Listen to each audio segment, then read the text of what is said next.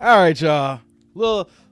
Gave y'all a little bit of something here. Rest in peace, Kevin Samuels. Y'all know that track, right? Let me get my seat together here. Oh, boy, what's going on, y'all? It's that dude named Dave. I'm here with TDND Live, y'all. Sunday night prime time, 8 p.m. Central, 9 p.m. Eastern. Let's get it. Y'all know that track. Money Works. You know, I gave that a little bit of an intro for y'all. Rest in peace, Kevin Samuels, y'all. Man, we getting it going here. I'm back here to end the month off, July 31st, of a live stream here. So let's get to it. But before we get started, likes up. Come on, y'all. Likes up. And a 1 if you can hear me. A 2 if you can't hear me. We're getting it started here. I don't want to struggle stream. 1 if you can't hear me. 2 if you can't hear me. Let's get it. Look at some of these comments here as we get started here. Z is like, Judge Vonda Day. Yes, yes, yes. What's going on, Rod? I'm glad you hopped on. We got Nicole in the house here. What's going on, Nicole? Glad you jumped on in. Hey, Close, I respect the Kevin Samuels tribute. RIP. Hey, we show love to Kevin Samuels here. Y'all know what this domain is here. Yeah, I know y'all was bopping in y'all seats. I'm about to play that again, y'all. That's what I'm talking about. What's up, June? Money Work. What up, Dave? What's going on, man? I never thought I'd hear that song again. Well, you know what? You thought wrong, Clotis. You thought wrong. We got it on deck here. I had to play it. I had to rock with it. That's a nice little intro tonight, wasn't it? Oh, yeah. What's going on, Timothy? Hey, hey, hey. What's going on, bro? How you doing? Your screensaver has me dying. You like it? Yeah, a little catchy, you know. I know I got y'all with that. What's up, Alex? Kevin Samuels, KS Money World. Yeah, y'all know y'all missed that track. Y'all missed it. Dave looked like he's telling mama in his screensaver. But y'all clowning me tonight. I get it. Y'all clowning me. I'm getting to this few chats as we get started here. Letting the chat build up. Don't know how many people are going to be here tonight. It's Sunday night. You know, people got to go to work in the morning. Y'all probably watching y'all favorite primetime shows, doing y'all family time. But y'all here. We're going to get into it shortly. Let's see here. Got Alvin in the house here. Me, Dave. What up, though? What's going on? Oh, I see a typo. Mr. Dave. Yes, yes. What's going on, Pookie? What up? What up? David Dole's in the house here. Hey, Dave. Evening. Evening to you, Dave. All right. Got a 1. Okay. So now we know one person can hear me. All right. Dope, dope. Hey, Finley. Never seen you before. So if you're new to the tribe, whatever, welcome. Thank you. You can hear me with the 1. Hey, Christina. Never seen you before either. So if you're new, welcome. I'm glad you can hear me. Alvin with the 1. Jen with the 1. Sheila's in the house. What's going on, Sheila? How you doing? Rod can hear me. Cool. Cool. Everybody can hear me here. Close can hear me. Sheila can hear me. Wayne can hear me. All right. That's what I'm talking about. Everybody can hear me here. So like I said here, I'm that dude named Dave. I'm back here at Sunday night here with TDND Live. We're going to get into it. You know, before we get going here, guys, like I always say here, let's get these likes up, guys. Come on. You know, if you guys walked in here and you've been here just for a minute or two, click that button. It helps the algorithm. It helps out so much big time, guys. You just don't know. I'm not one of the content creators that's begging for supers. It'd be nice if y'all donate to a boy, but if y'all don't have the money, it's okay. Y'all can press that button because it don't cost you nothing. It helps the YouTube algorithm. It helps the channel stay afloat. Now, don't get it twisted. Money does as well, but the algorithm is key. You guys have no idea. So come on now. You know, when I say you clicking that like button, it's being respectful. You know, you come into my YouTube house here. You basically click on the doorbell. You know, you hit the doorbell ring. Wipe your shoes off. Take your shoes off and come into this, you know, this house here and let's get it in. So help your boy with these likes here, guys. Come on. Come on. Let's see here. What you got here, Sheila? After cleaning and doing laundry, I was watching my Spanish novels and they popped up on my phone. Hey, I'm glad notifications are working. Hey, YouTube is being really funny with notifications. So if you guys rock with me, you might just want to go ahead and check my channel every now and then. You might need to unsubscribe and subscribe again and click on that bell notification. It seems like they're doing a round robin with channels. So basically, depending on the frequency of the activity that you come to my channel, they're basically only sending out notifications to 20 to 25% of your subscribers. Yes. This has been a huge problem with a whole bunch of content creators who go live and things of that nature. And even this last week, even though I give enough time, I posted out there, people say, I didn't know you had a live stream. And I got bell notifications. So just letting you guys know, about 20 to 25% of the notifications actually goes out to YouTube here. They're doing a round robin. It all depends on your frequency, and then on top of that too, they're just gonna pick and choose. So if you check back every day, you guys kind of see what's going on here. So I just want to give you guys that heads up here. Memphis, Tennessee, hold it down. Go Grizz. That's what's up, Wayne. All right. Timothy's like, hey, tribe. That's what's up here. Dope. You got the notification. So you're part of the 20-25%. Rod's like, notifications been acting like trash cans. Yeah. It's like I said, it's not just me. Some of the big time content creators, I'm not going to say their names, but if you follow me, there's a good chance that you follow them as well. And they've been publicly saying that their notifications are not going out. So I don't feel bad knowing that people say that to me now when I know that it's across the board. So as an FYI, if y'all rock with me and you know I come every day, you might want to check the channel like early to see, what the posting is basically. So yeah. Eric's like, I got the notification twice. All right, dope. That's what we talking about here. That's what we talking about. So let's get these likes up here. Before we get started with the show here, shout out to everybody who was here for Friday night. Oh man, that was a fun show. We got it in. We had a good time. That reaction video of Kendra, man, I was floored. Okay, but y'all had me rolling too as well. So shout out to y'all as well, because you know what though, I can cam up and I can give my best to try to react and host a show.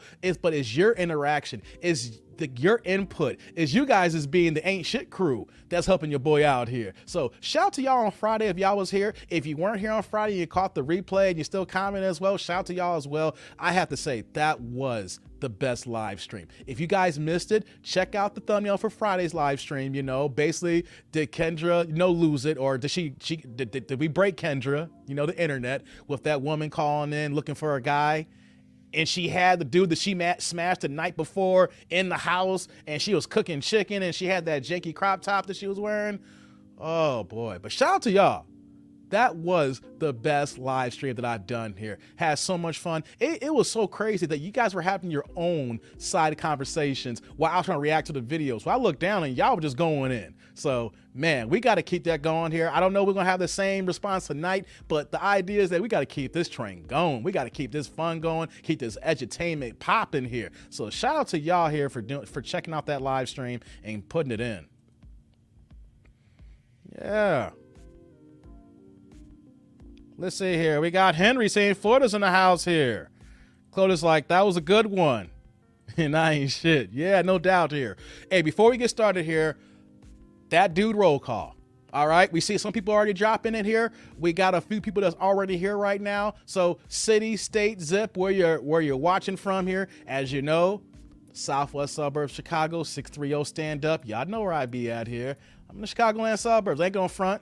Yeah, suburb gang. So where are y'all at here? I need to see, let me know where y'all coming from here as we get this show going. Yeah. We're going to do a little bit of house cleaning before we get it going here. Y'all saw the thumbnail. We're going to react to that, but we're going to get to it. So, I just want to make sure. Let's see here. Wayne's like, loving that KS track. Missed that, brother. Keep holding it down, Dave. Thank you. She was like, has anyone seen Nancy? No, I haven't. She sent me a couple of emails, and I actually reacted to something that she had sent to me, but I didn't see her online when I premiered it. So yeah, she's been missing in action lately. I hope she's all right though. Virginia Beach. Virginia's in the house, Jen. That's what I'm talking about. Okay, Nicole, watching from Toronto. All right. Six God in the house here. Rolling the six with my woes here. I see what you're doing here. All right, what we got here? We got Dallas, Texas in the house. That's what I'm talking about. Errol Spence gang here. We might talk a little bit about that here for a second here, guys. Little Rock, Arkansas is in the house. Yes. I think, what's this? I think a no court case, but 5 kids and father cares. Mother got new boob and BBL. South Carolina transplant. Okay. Kathy, H-Town suburbs. Okay. What we got here, Rob? That's what's up. I'm originally from, what's that say? Arkadelph. I don't know where that's at, bro. Y'all having your outside conversation. That's what's up here. Like I said, roll call. Let me know y'all from here. Let me get a sip of my drink here, guys. I'm having a good day. I'm a lot better than Friday. I mean, Friday was a good show, but I wasn't feeling good. But I'm feeling a lot better today. And if y'all wondering, it ain't tea tonight. Nope. No tea. No tea. I know I was talking about that. What the hell? But I'm hosting the show and I'm switching up here. So y'all know when I drink alcohol, gotta get the Moet bottle. Let's get that. Let me see here. Can y'all get that? Boop, boop, boop. There we go. That's what I'm drinking on tonight. Not strong. Not trying to get faded, but just nice for the show. You know, so that's what we're doing here. I'm glad y'all here tonight. Real fast here, guys. Before we get into it, reason why I had to put the intro on, I was running a little late. I went to the movies today. I went to see Nope. Yeah, I did. Yeah, I went to see Nope today. Jordan Peele.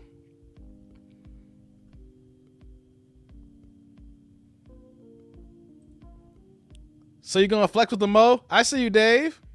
Hey, man. I was feeling myself yesterday. I was looking at all the bottles of alcohol. This was the cheapest bottle I was looking at buying. This one was on sale for like $73, you know, so yeah. Hey, we want women drink for 80 proof bottle. They're actually playing, there's actually movies playing at the theater. Was it good? Hey, actually, I liked it. Now, do I do a spoiler or I do be vague? Because the movie came out last week, right? Nah, I'm not going to spoil it. I'm not going to spoil it. I'm going to talk about it, but I'm not going to spoil it. Let's get these likes up. I heard the same thing, Rod. I have heard people say nope to the movies, nope. You want to know something? You have to be very, very inquisitive. You have to be pay attention the entire, basically almost 2 hours of the movie. And then on top of that too, you have to like Jordan Peele's style of directing and creation of movies. Because it's out there, right? But, you know, I was tunnel vision. You know, I'm not going to say what, you know, but, you know, your boy a little tunnel vision. I'm sitting there watching it, you know, and I will say this for people who do not understand it. Jordan Peele's metaphors is crazy. And I will say this. His metaphors are an ode to Black Hollywood that's been erased by the current climax of our entertainment industry today. I'm going to give you that big lump sum metaphor of what the synopsis of the movie, a huge part of the movie, is about. Black Hollywood and the history being wiped out. So for people who didn't catch that, you weren't paying attention. You have to watch something and saying that, I don't understand what you're talking about. You have to put yourself in a different mind state when he is making a movie. You just can't look at it as black and white. He's coloring outside of the lines here. You know?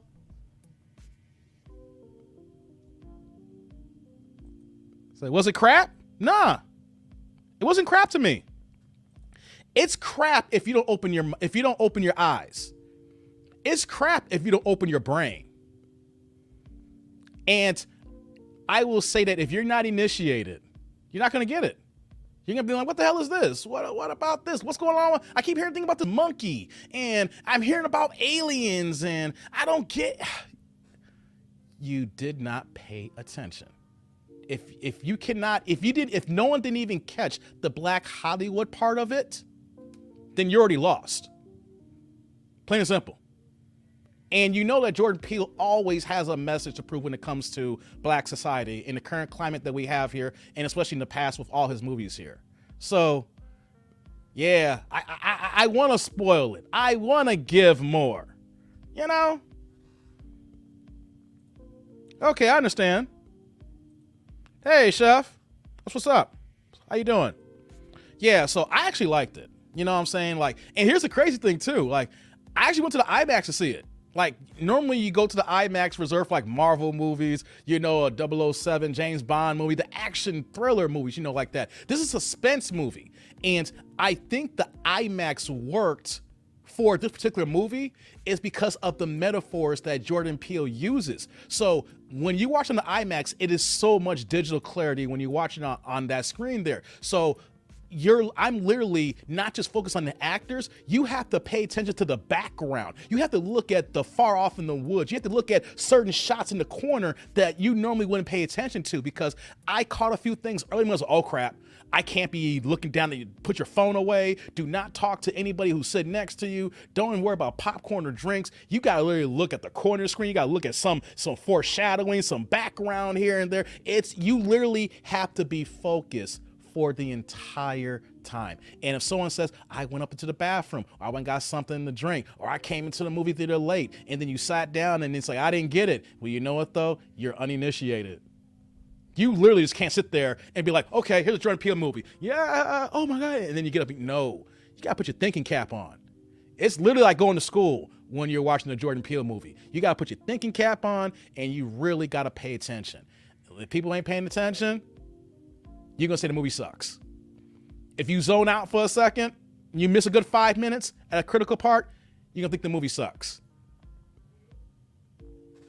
I'll say that. But here's the thing, to each his own. Some people gonna watch it and be like, I did all that, Dave, and I still didn't like it. And that's cool, because you know what though? Some people don't like suspenseful movies.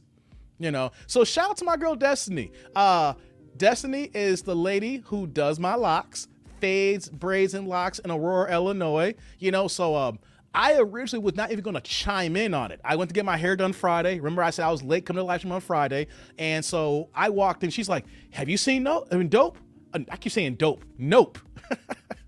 I was like, nah, I'm going to go on Sunday. She was like, you got to do a review on it.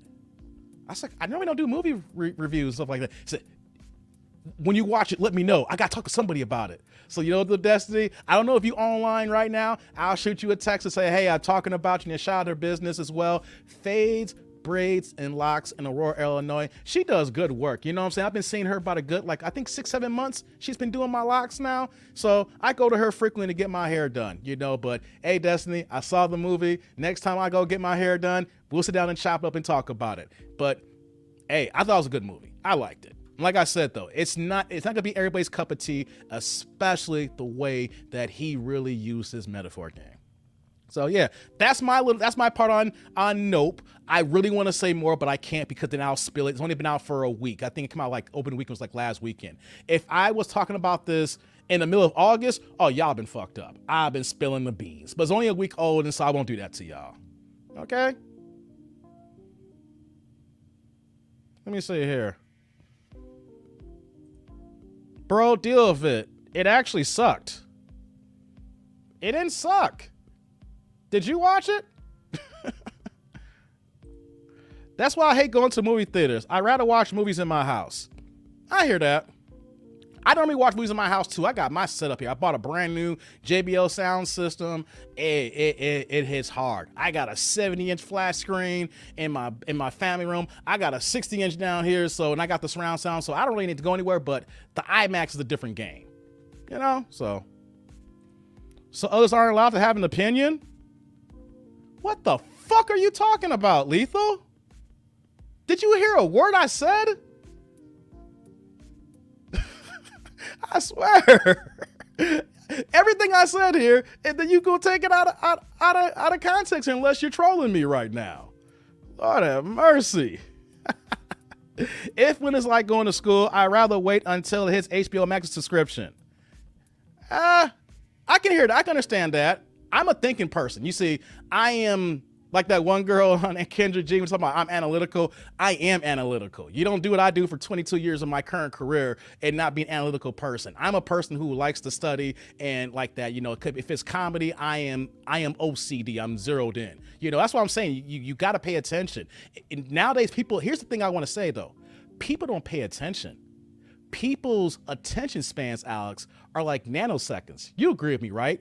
Like you literally look at something and the next you know you get thrown out of place here. You could be talking to somebody and then like they lose focus. Hey, I'm right here, right?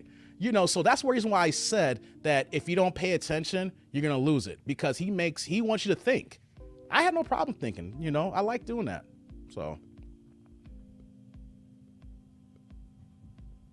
let's see. Hey, what's going on, veteran? Hey, Dave, I'm here in Connecticut. You're always out of sync, but I like your show. Not always out of sync. If you're watching my old videos, I'm out of sync.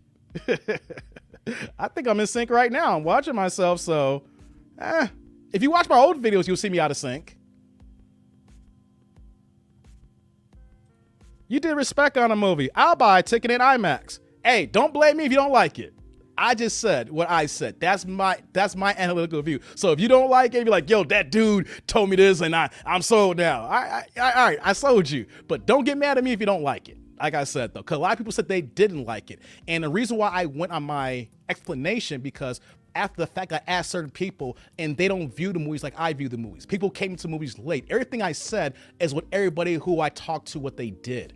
They zoned out. They walked away for a few minutes. They went to the bathroom. They didn't do everything before they got to the theater. That's what I'm saying. It's one of those movies that you have to pay attention, you know?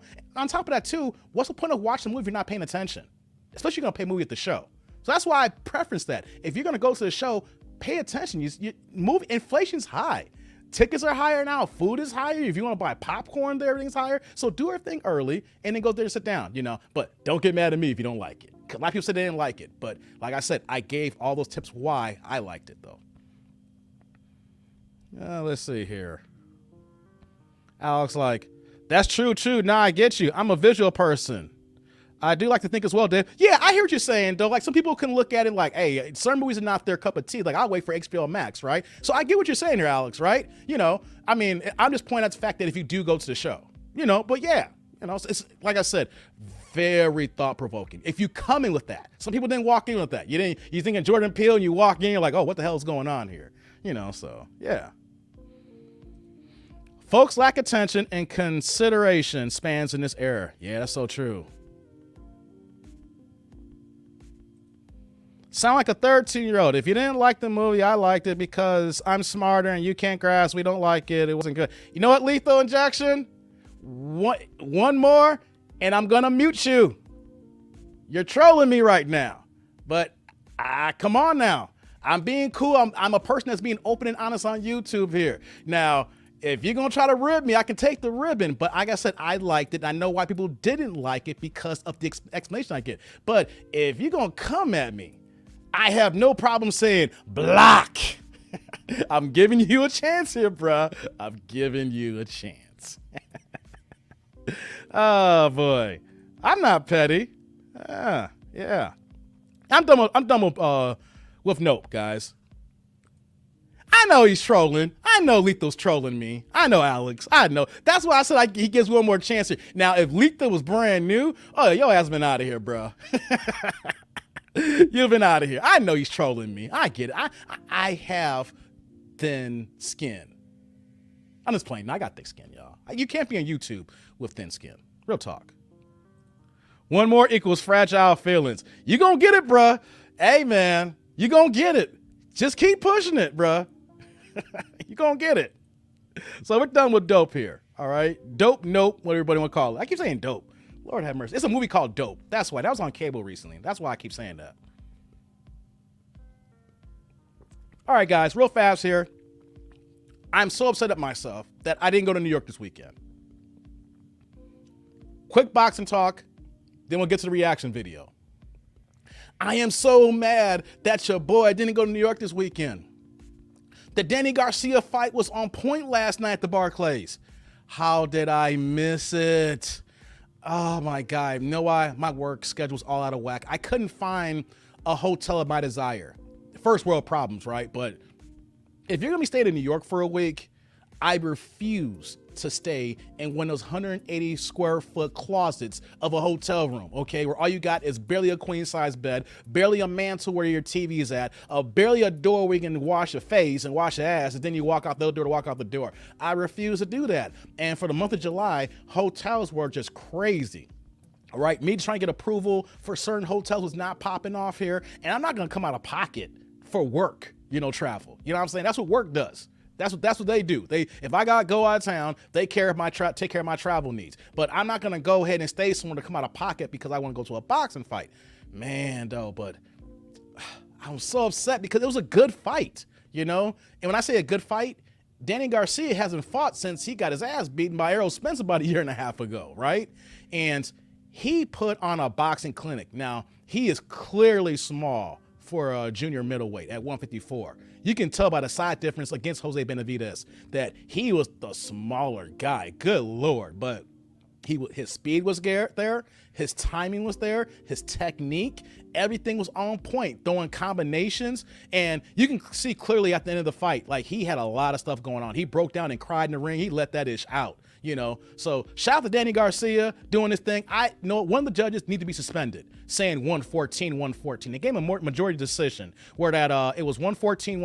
And I think it was 116-112, and the other two judges, it was 11-1, 10-2 at best. So any judge giving Benavidez 6 rounds needs to have his card revoked, because you will really have to be on the take to give that guy 6 rounds. Okay, so shout out to Danny Garcia, man. He's doing his thing here, and he looked really, really good. And so because of that fight here, I am really thinking that they're going to put on Danny Garcia against Jermell Charlo next year at 154.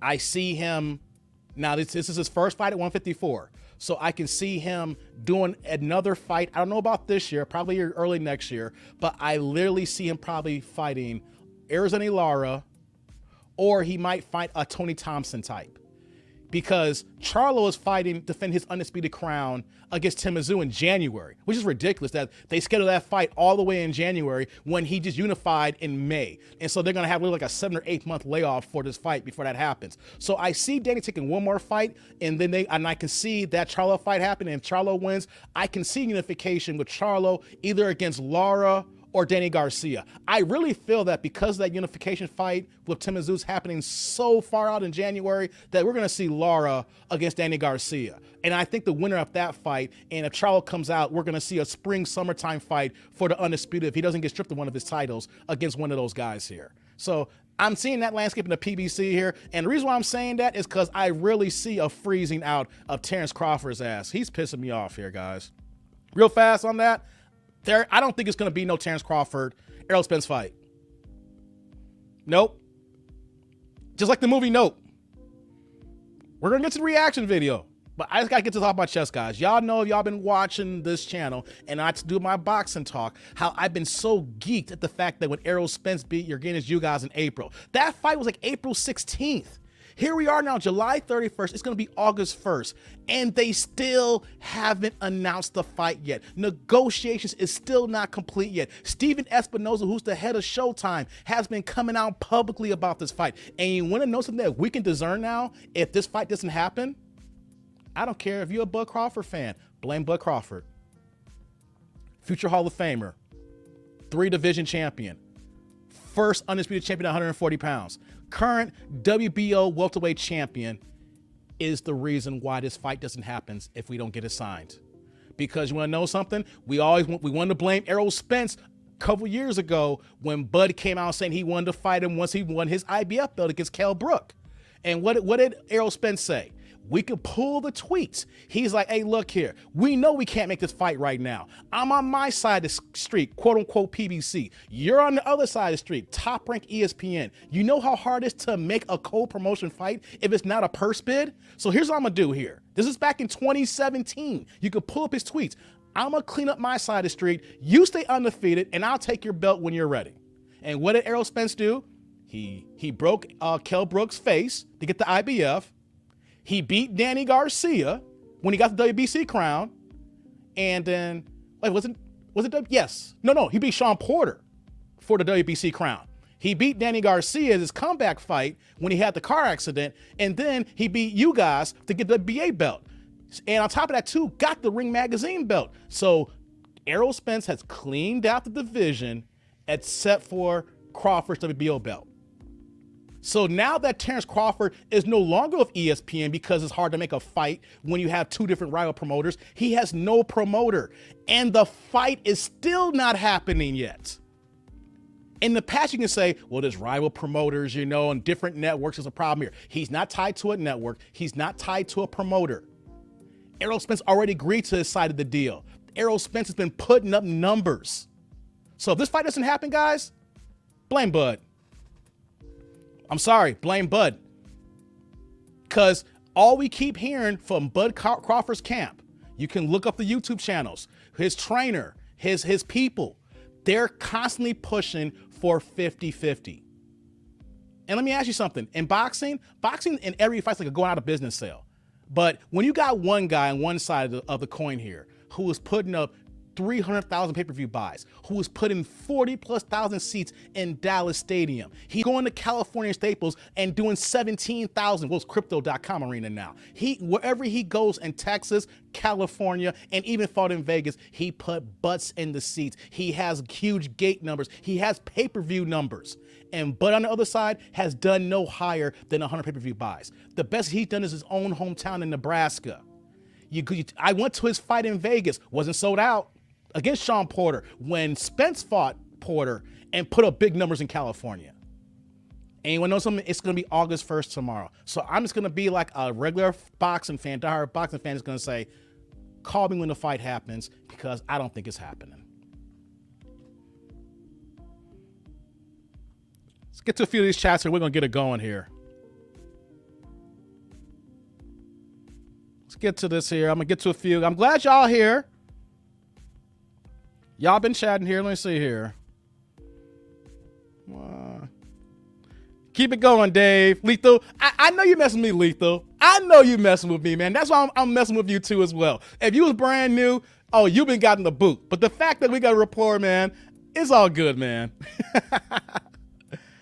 Rod's like, the judge calls majority draw should be investigated. Garcia should have won by unanimous decision. It should have been 10-2 at worst, Rod. I scored it 11-1. I was looking, there was one round. I was like, if I was sitting ringside, I can't remember what round it was. I said, if I was sitting ringside, I might give that to Benavidez because of Garcia's inactivity for that round. And it looked like he was taking a break, but investigation, he should be immediately suspended right now. Right now. Alvin's like, I love your image on your YouTube, sir. You the man. Thanks, Alvin. I appreciate that. I really do appreciate that. Spence beat Garcia so bad, he sent that man to a new weight class. Hey, Rod, anybody that gets in the ring with Spence is not the same man. Spence ruins careers. He may not get he's 28-0 with 22 knockouts. So he gets the job done, only 6 decisions, right? But let's just put it out there. You fight Spence, you are not the same man. He broke Kell Brook's face. He flew to Sheffield into his backyard and broke the man's face. He ain't been the same. I know Triple G got to him first by him going to middleweight, but he came back down to his regular weight here, and Spence gave him that work. He'd been a journeyman since. All right? Sean Porter, he fought Bud Crawford, but he wasn't the same man after the fact. Matter of fact, Sean was talking about retiring even before the fight here, and he said he was going to retire, win, lose, or draw. He ain't the same. Danny Garcia, like you said, he had to go to another division because he knew he had no chance here. Mikey Garcia has openly admitted he retired, 2 weeks ago. He said the Spence fight took a lot out of him. He already was at the end of his line because he didn't love boxing. He was a guy who was so skillful, he could make millions fighting, but he didn't love the sport. And Spence said, hey, you know what though? I'm done, y'all. So Spence changes lives. So I can see why Bud wants to get as much money as possible because he knows that if you get caught clean by Spence, it ain't the same by getting hit out of those other guys he's fought. What you got here, Lethal? At the end of the fight, when Danny expressed his battle with depression, Kevin told women that life is so hard for men, even a millionaire boxer battles depression. Yeah, you're right, Lethal. You're right, man, because that was hard for him. You know, I get it. You know, boxers go through a lot, and anxiety and depression is real. You know, especially these guys, they only fight like twice a year. So can you imagine losing that one fight, and then everybody's probably in your ear, or handlers saying, you know, you're at the end of your run, you've been fighting for it professionally over like 12, 13 years. You know, you're about to move to your third weight class. There's a lot of question marks, you know, so shout out to him, man. Charlotte's undisputed. He is not unifying with anyone, Dave.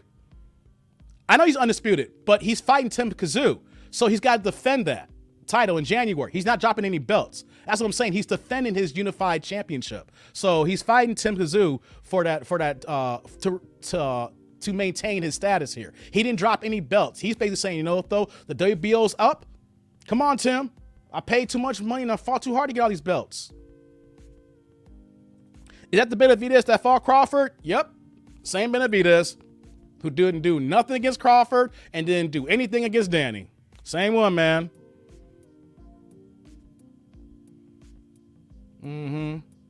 See what y'all saying here. It's Bob Arum? Nah, man. It's Bud now. Know why I'm going to say it's Bud? Bud couldn't even get fights in his own stable at ESPN. He doesn't do a good job promoting himself. He is not good at marketing. He is not a ticket seller. He is a great Hall of Fame fighter who has no fanfare outside of his hardcore base. And when you got that, it means that it's not making money. He made a lot of money with ESPN because of the way Bob Arum has his deal. Now that he's in the real world and he's out here, he's got to figure out how the game's really being played here. You know, but it's not Bob Arum. Because here's the thing. He had a fight on the table with Manny Pacquiao. How is it that Manny Pacquiao was signed to Bob Arum and Bud was signed to Bob Arum, and the fight didn't happen? Back in 2020, there was conversation of the fight happening overseas, and Bud kept asking for more money. The fight didn't go through after the vid came through, but it was already on the rocks. How is it that you're in the same stable and you don't get that fight? Manny leaves Top Rank. He goes to PBC. And who does Manny fight? Adrian Broner got a fight with Manny Pacquiao. Keith Thurman got a fight with him. And on top of that, Errol Spence would have got that fight and would have mopped Manny's ass if he didn't have a detached retina where you guys gave Manny Pacquiao an ass whooping. Can't blame Bob. Bud can't even get fights in his own stable at ESPN.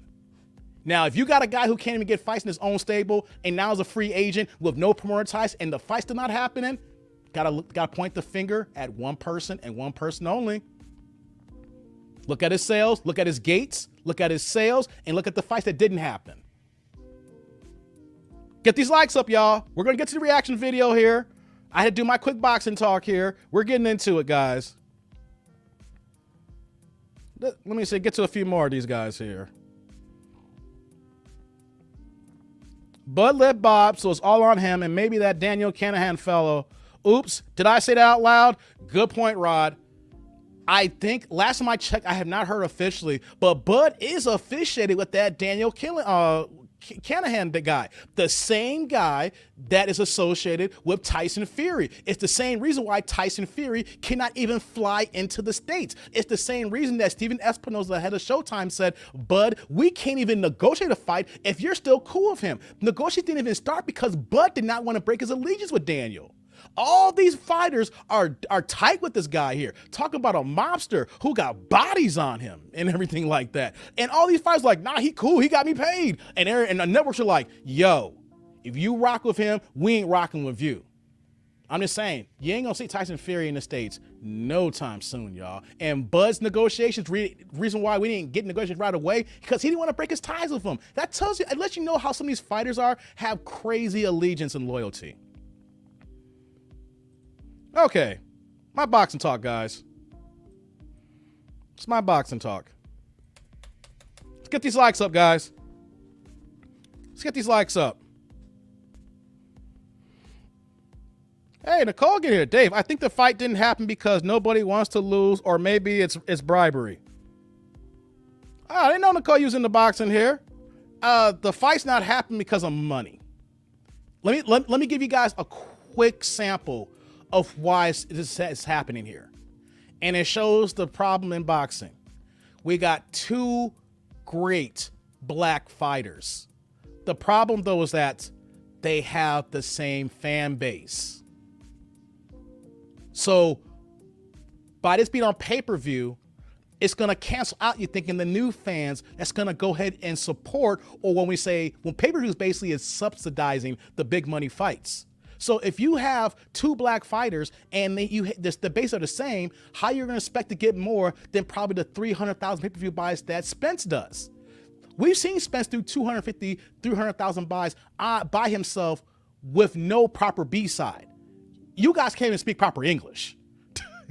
So what the network is looking, Showtime, because if you're Showtime, you have all the metrics. You look at all the fights. You look at Bud, we done at ESPN. You can pull up all those Nielsen's information. You can pull up his pay-per-view information when you contact the pay-per-view network. And they're looking at it saying, you know what? We may only do 350, maybe 4 if we're lucky. Does that justify Terrence Crawford initially wanting 20 million? Or is that initially saying that he wants a true guarantee of 10 million plus 50-50 as a split? When at the end of the day, if we do a Spence fight by himself, we're going to do the exact same numbers. See how that works here? But if Spence fights Manny Pacquiao, what do you have? You have the black fan base, the American fan base, you have Manny Pacquiao's separate fan base, the whole Philippines, the Asian culture, just people who are not Spence fans and you're Manny Pacquiao fans. That's a whole different demographic. That's a whole nother wallet that could pay for the fight. Unlike if you do a poll, you're gonna see people saying, I'm a Terrence Crawford fan and I'm a Spence fan. I might be rooting for Spence to win, or I might be rooting for Crawford to win, but you have one fan who is a fan of both fighters, which means that only one person can buy that pay-per-view compared to you could have 2 pay-per-view buys. It's all about money. It's all about finances. And if you have 2 people with the same demographic, how you gonna make a lot of money when these guys want a high guarantee? Finances, y'all. The problem though is that Spence has proved why he deserves his price tag. Bud wants more than what he's worth. He is putting his value on his accomplishments. And normally that does play a role.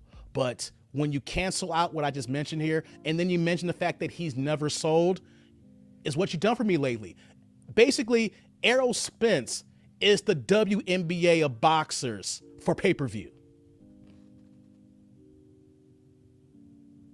Let that sink in. If you're going to put Terrence Crawford on a pay-per-view by himself, he is the WNBA in this equation here, because no one buys WNBA tickets. No one goes to WNBA games unless you're a die-hard person who rocks with that. You're a fan of that person or that team. And you're only seeing, 300 people at those games?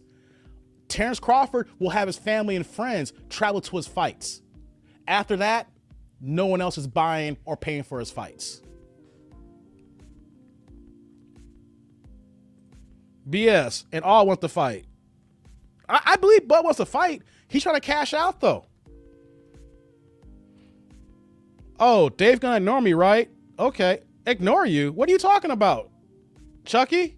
I'm running the show, and there's millions, it's gangs of chats here. I can't get to all the chats. You know? So, I just want to talk on that here. Bud doesn't know the business side of boxing when it comes to promotion and sales. Good point here, Letho. And a lot of fighters are like that. These guys have their heads in the sand. All they do is train, work out, and fight, and that's it. They let their handlers do everything. The problem, though, is that Bud's people don't know shit about the game. They done good by securing him good paydays. But the next level, the crossover, Errol Spence is a quiet country boy. How he selling 300,000 pay-per-view buys? Because Errol's team has done a good job since he's gone pro in building him up. Bud's team don't care like that. They don't care about the fans. Like I said, I met Bud in Vegas November, and he didn't want to wave at nobody. Like I said, though, he's the only fighter that I ever met in person who did not even want to ingratiate fans. Now, if his people see me and say, who the fuck is this guy talking like this here? I am talking like this here because I saw him twice on Thursday at the Delano. When I got in town, I was like, hey, you know what, though, it ain't that serious. All right? Because I knew right away. I understand got a big fight, and I ain't trying to be a fanboy, but like, people are paying for your fights and actually flying into town, and every other fighter that I've met has at least wanted to, he said, you want a picture? I don't got to ask for a picture for any other fighter. They immediately ask, hey, bro, you want a picture? But I get it though. You know, everybody's different. All right, guys, I'm done. Boxing talk's over. I had to get off my chest. It was a good fight last night, and I'm mad I didn't go to New York. So let's get into it, guys. Y'all saw the thumbnail. Y'all saw the title. We're back to support court, y'all. We're back to support court. Let's get these likes up, guys. Let's get the likes up.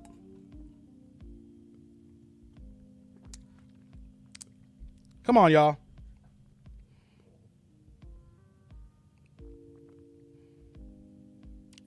Get these likes up.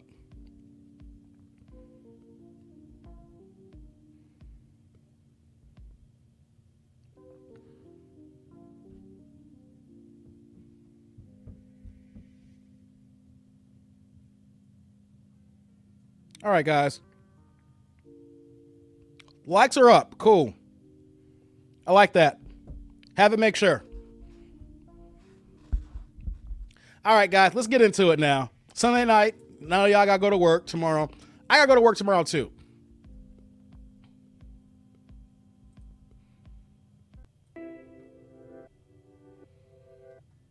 So let's get into it, guys. So we got a father and a mother coming to support court. Reaction time. Gave you a few minutes. Get these likes up. Gave y'all my little boxing talk. Gave you my little janky review on Nope. Oh, how could I forget? R.I.P. Bill Russell. Rest in peace to Bill Russell. I'm not going to go into a long talk here. I might do it at the end of the show here, but man, we're losing.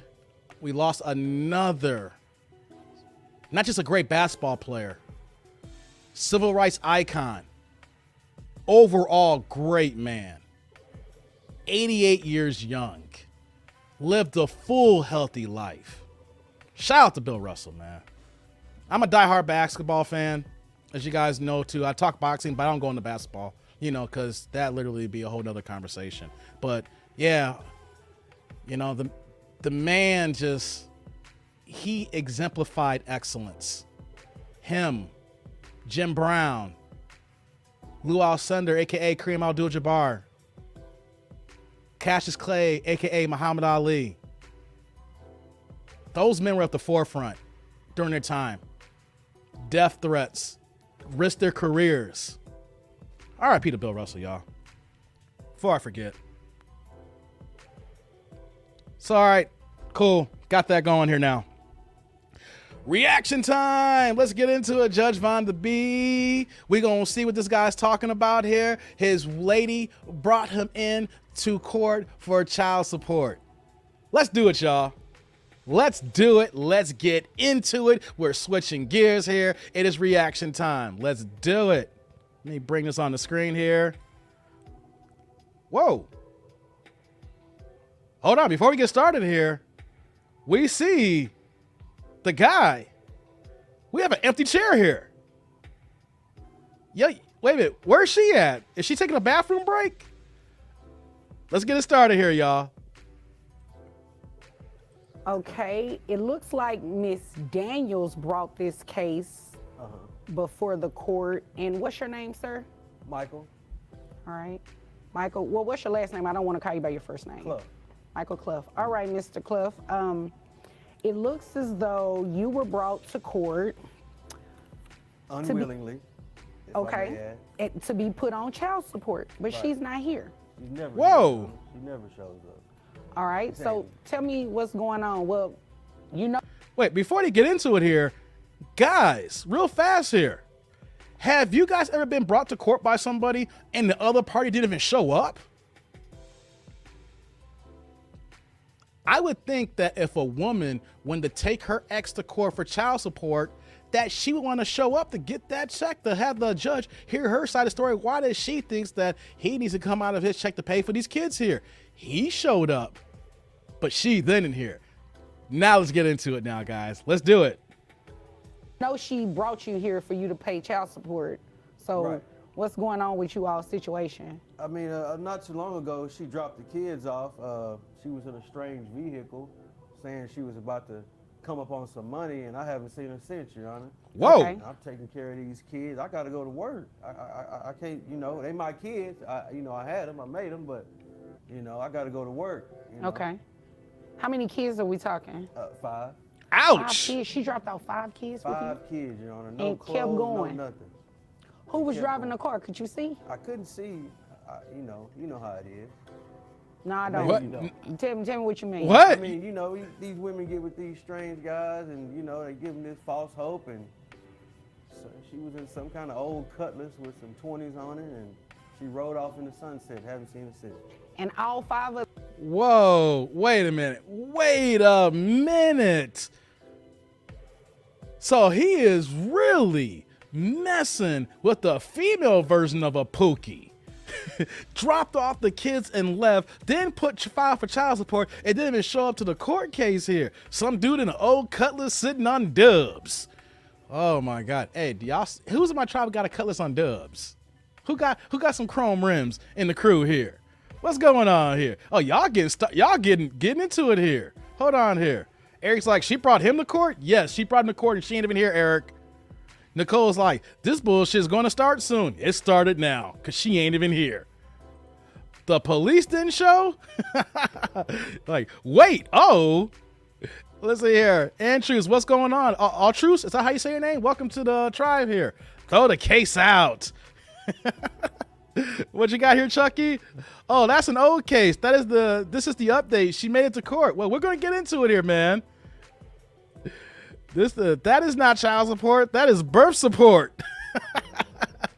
Oh, it's good. Y'all got me going here already. Okay.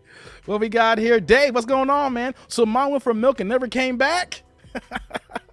You know, back in the day, like my father's time, they would say, yo, you go to the store, get some cigarettes and don't come back. Or in my time, in my 20s, we would say, yo, he went to go buy a Ja Rule CD and he never came back.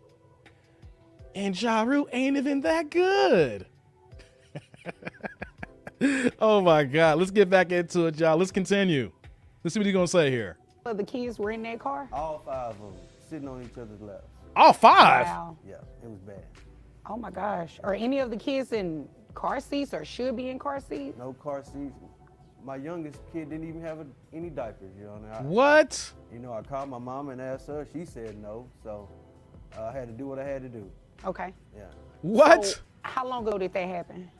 like 2 months ago. 2 months ago? Have you heard from her at all? Haven't heard from her at all. I sent her some texts when I got the letter about coming to court, but Right. I haven't heard anything since. Okay. Guys. Whoa. A woman who has not had contact with her kids, 5 kids in 2 months. What kind of women acts like this? I know who. A modern woman. I can easily comment on this. You want to know why? My nieces and my nephew, their mother, she has not seen them in over 8 years. My brother has full custody of my nieces and my nephew. I can speak personally on this matter about a woman who's not even there for their kids at all. He said, this woman got 5 kids, it's 3 with my brother here. She don't call, no show, nothing. You know what though? The house address has not changed since 2006, before the kids were born. All right. So I'm doing this video because this one hits home because I know this one personally. We always want to put the blinkers like, how a woman want to throw away her kids. No woman acts like this here. You want to know something? Women are acting like this all the time. The problem though is that it don't get put on Front Street. There's always a referendum on men. When men do bad things, when men leave their women, when men leave their kids, the Pookies and Ray Rays, we put a spotlight on these low-level guys all the time, and we pass excursions on all men, thinking that all men are like this here. But let a woman do these things here, there might be something going on in her life. Oh, she must got so much going on here. We just can't look at every situation the same. Well, we do it for men. We do it for men. It's all about taking accountability. What woman in their right mind leaves their kids alone? Now, I know some people want to talk about support court and the validity of real things of that nature. I'm using real parallels because my family is currently dealing with this similar situation right now. So what woman, do you know any woman who actually acts like this and moves like this? I'm kind of curious in the comment section, guys, but let's continue. Okay. Did she tell you she was going to bring you to court for child support? She did. She did. And then she dropped the kids off, and I haven't seen her since. Okay. So what was the conflict? Like, what happened for you all to get to the point to where she said, I'm going to file child support on you? Well, I was working out of town, Your Honor, and I was sending her about $500 a week, but she wasn't satisfied with that. She felt like she should have $2,000 a week. Whoa! And I just couldn't do it, Your Honor. I couldn't survive off giving her that much money, and you know, I tried to work it out with her, and then I ended up getting a letter in the mail, which I thought was crazy. What? Wait a minute, bruh. You are giving $500 a week. That's $2,000 a month. And she wants $2,000 a week, which means that that's $8,000 a month. What are you doing for a living to think that she can get that kind of money out of you? You selling rocks? You the big OG gangster? You Marlo from The Wire? You got them packs? You got them G packs? What is going on here, man? A woman's gonna say, you give me $500, I need $2,000 a week. We're not talking about a month. We're talking about a week, y'all. Oh my God. Lord have mercy. What are y'all saying here? Look at it. Black man, get you a Filipino. Lethal, you on one tonight, Lethal. You on one tonight. Look at this here. Hey, Del, how you doing? Glad you're here. Rod's like, that's wild. Yes, it is. Yes, it is. Oh my God. What are you saying here? He needs some milk. Damn, Chucky. Why you gotta do him like that? Eric said, who has custody? Right now, the father has custody, Eric, because the mom just dropped her off. All the 5 kids off. He's had the kids for 2 months all by himself, and he don't even know where she's at. So we got a situation where the father has all the kids because she dropped them off. We don't know where she's at. She filed for child support and didn't even show up to court, guys. Who does that? You want to check and then don't show up. That was like reverse Uno. Alex is like, wow, that threw you off either too. I get it, Alex. Yeah. Dave's like, same. It's either gold digging or substance abuse effing up their head. Mm-hmm. Yes. Let's see here. Yep, 5 kids, man. 5 kids in the game here. Timothy's like, $2K a month to $8K a month, $96 a year. He must be a baller. You know what I'm saying? He must got a good job. He ain't worried about the rate of inflation right now. He ain't worried about a recession. Well, at least that's what she thinks. It's like, you give me 5, why don't you give me another 2? Give me this 2 here. Oh my God. Trifling, yes, Del. It is trifling, yes. Let's get back into it, y'all. Let's see what the judge is gonna say now. Okay. Are the kids on any type of government assistance or anything? No, ma'am, Your Honor. I pay for everything. Okay, you Yes, pay for ma'am. health insurance and everything like that? All of it. And I work at McDonald's, you know, and I can't What? afford that, you know. What? 5 kids, McDonald's salary. What? It's hard out here. Okay. What? So you're in What? management? No, I work on the line. I'm a cook. Oh, What? okay. Okay, got you. Best All right. cook out here. What? In my Little John voice. What? Are we serious? He works at Mickey D's? He said he worked the line. I didn't know Mickey D's had a line. I thought you was in the back just wrapping up cheeseburgers and nuggets. You get the nuggets out the pan and you dip that in there, and you get the patties out the one bin and you get the buns out the other bin and you flip that, and then you get the filet from the other bin and you flip that. You walk over, you get the fries from the deep fryer. Yo, you would get, hold on guys. Hold up.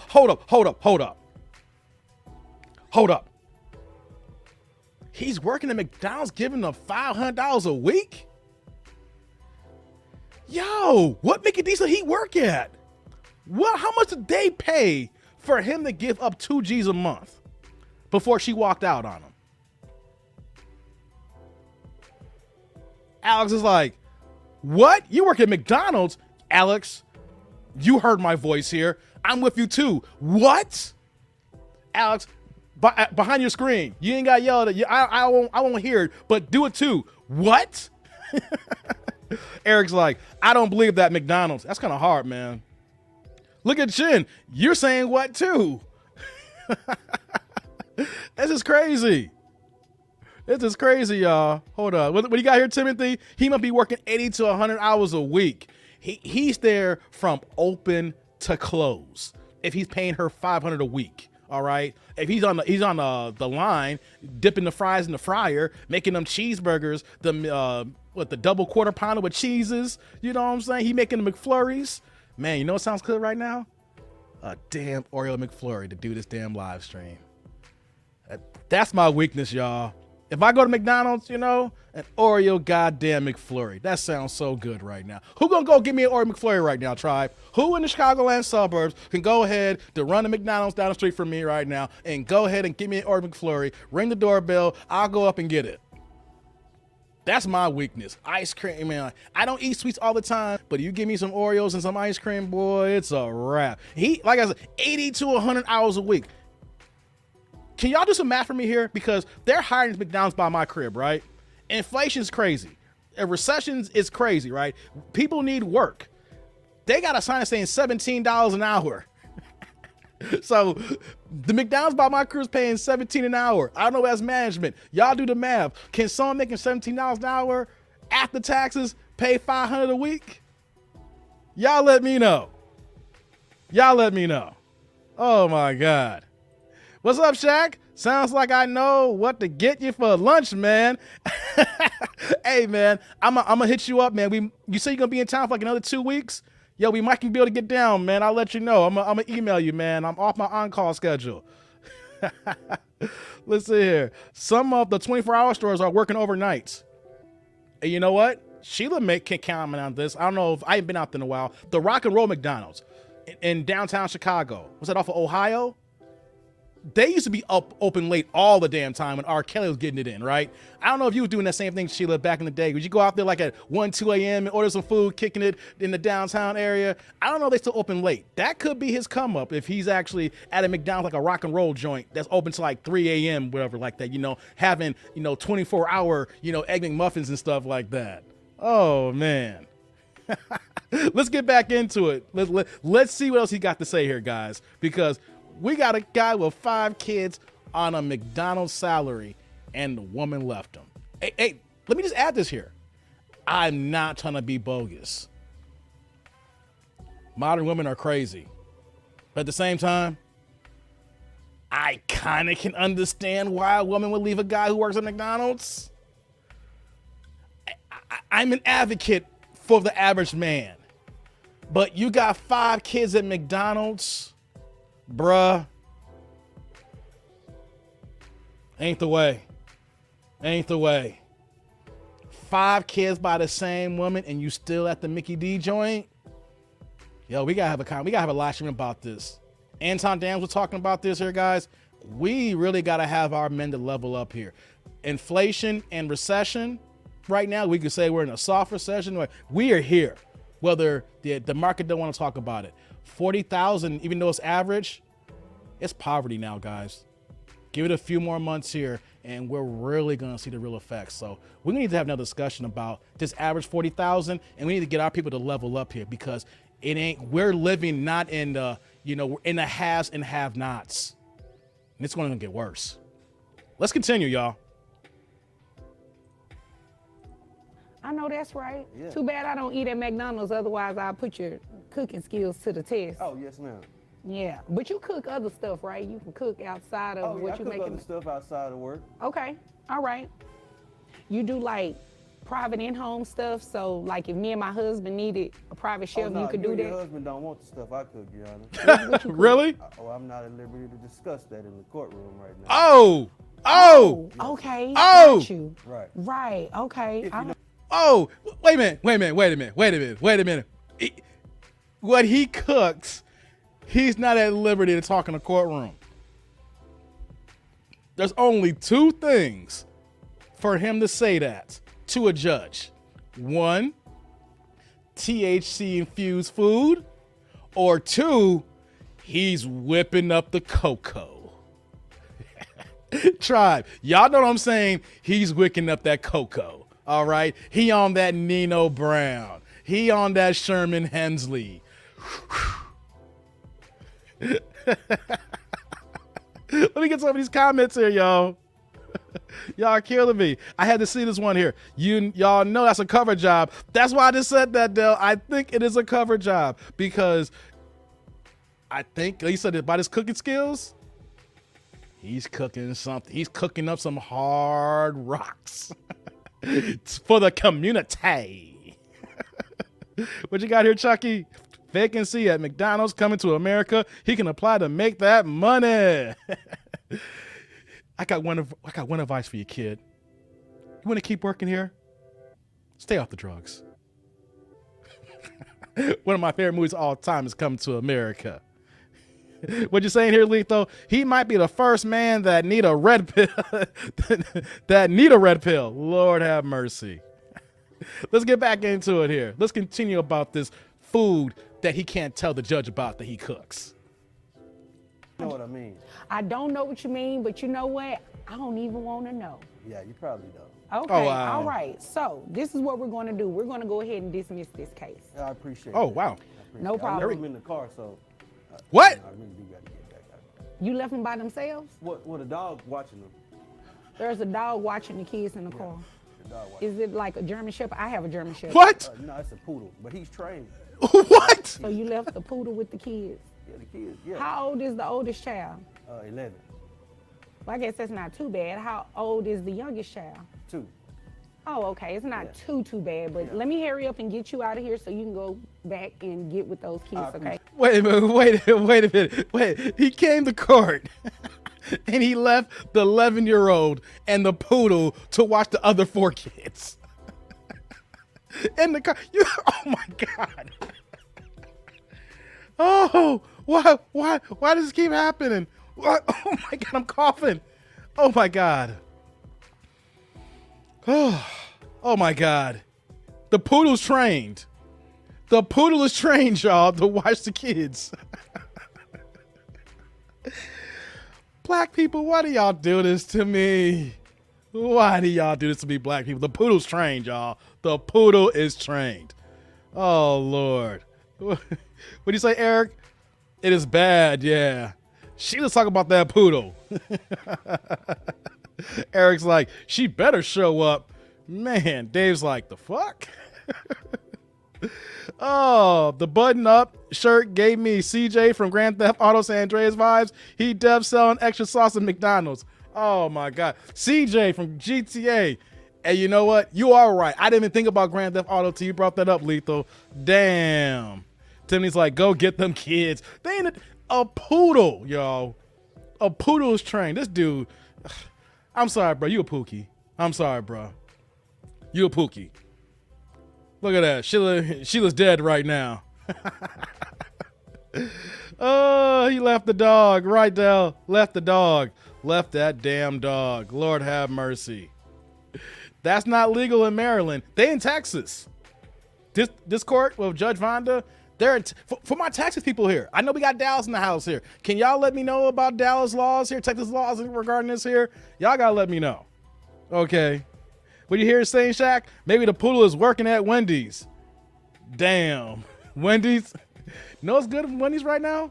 One of them Frosty Cinos. You know, a frosty coffee drink that they sell? Man, those look good right now. Man, I could use me a coffee right now. I'm drinking this alcohol. It ain't helping me. Lord. Just like, this can't be real. Well, your laughter is real right now, Jeff. Let's finish this video off here. Let's see what the judge is going to say here. So we're going to dismiss this case. Now, she does have the right, if she wants to refile it in the future. Right. That's not saying that she will get what she's looking for, but she does have the right to do that. I just want to make sure that you understand that. Right. Well, I don't think she'll show up anytime soon. She went to Miami to get a BBL, so. BBL? What's a BBL?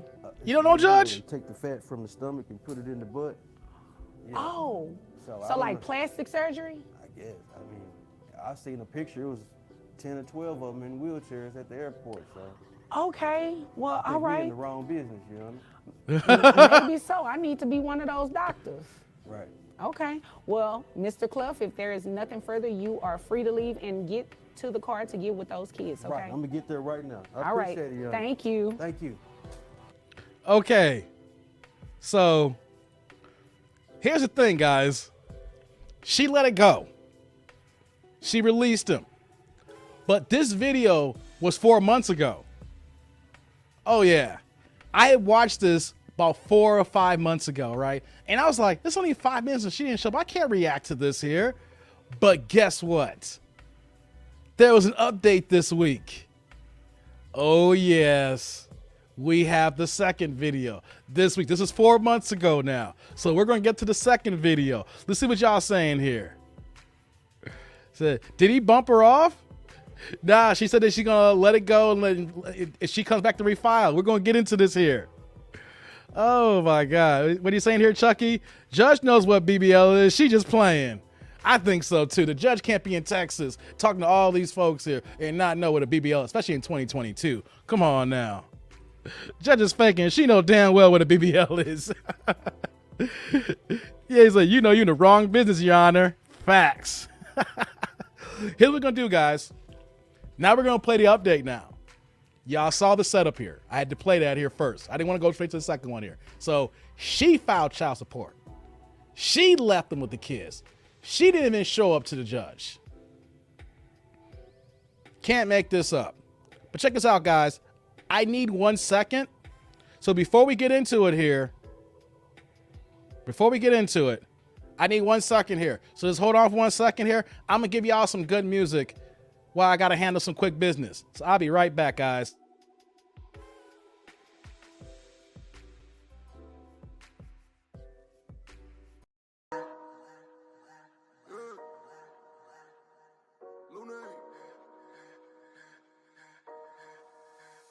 Money work.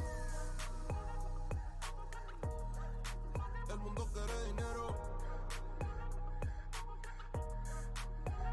Money work. Se arregla con dinero. Money work. Si me quiero educar, dormir en algún lugar, un lugar para trabajar, y si no hay para emigrar.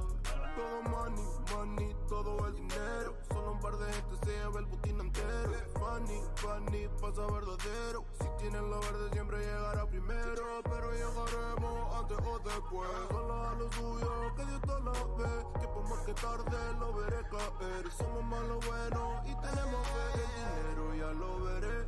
No vendo mi alma, lo lograré. Seré el más grande, no olvidaré de dónde vengo ni cómo voy. Money work. El mundo quiere dinero. All right, I'm back, guys. I had to run upstairs for a second. Se arregla con dinero. Money work. Yo digo. All right, sorry about that, guys. I had to handle something really fast upstairs. This is a live show, doing real live things. So I'm back. I apologize for that. So y'all saw the first video now. Gave y'all a little flashback, a little bit of KS, money works. Now let's get to the second video now. We got the update. Let's get to it. Let me go ahead and share my screen.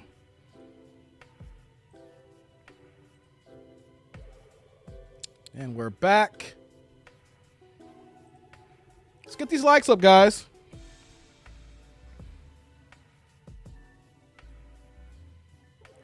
Let's do this here. I'm going to give you guys a few seconds to get these likes up.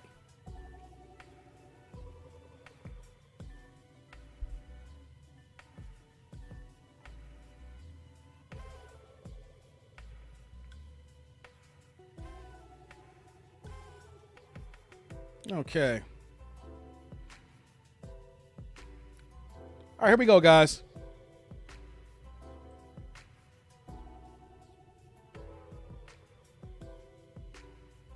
All right, guys, here we go.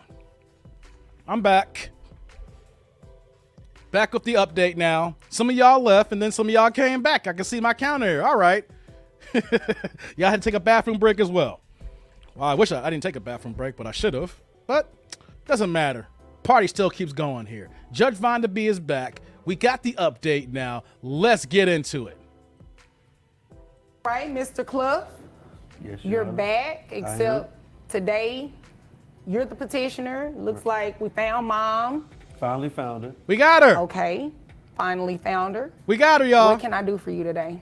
Well, Your Honor, I'm here to get some justice. I think it's time that I get back what I've been giving out. Oh, What do you mean by that? Money. I've been giving so much money and she hasn't even been here. Right. You know? Well, before we really get started, are the kids in the car with the dog again today? Kids aren't in the car, Your Honor. The dog got hit. So he's What? in a doggy wheelchair. Okay. what? So All right. Well, I'm Oh, sorry no. to hear that about the dog, but the kids are fine. they are. They're with the neighbor. Okay, good. Just wanted to. The dog's with the neighbor. Damn. The poodle got hit. The poodle is in a doggy wheelchair, like in Norbit. Remember in movie Norbit, that dog was in that wheelchair after, what's her name, Rasputia ran the dog over? That's a damn shame. Oh my God, what you saying here, Jew? The dog needs his own show. The dog has seen so much, okay? The dog was watching the kids in the car while it was in the court case here, the first one here. The dog got hit. The dog knows where the bodies are buried here. You right, Jew. We need to know where this dog is at and get the dog his own damn show. For real. What do you say here? I hope he kept his receipts of payments, then invest in condoms. Yeah, you're right about that. She was like, poor poodle. Remember in Coming to America? In the beginning when they about to rent out that room and they had the talk outline of the dog and then they had the cane? And my man was like, damn, shame what they did to that dog. That's that poodle here. Damn, shame what they did to that poodle. Let's get into it now. Let's see what we're gonna hear, because we didn't hear about the wife. Well, the mom. I don't know if they were married, but the ex here, the mama. Let's get into it now. To make sure.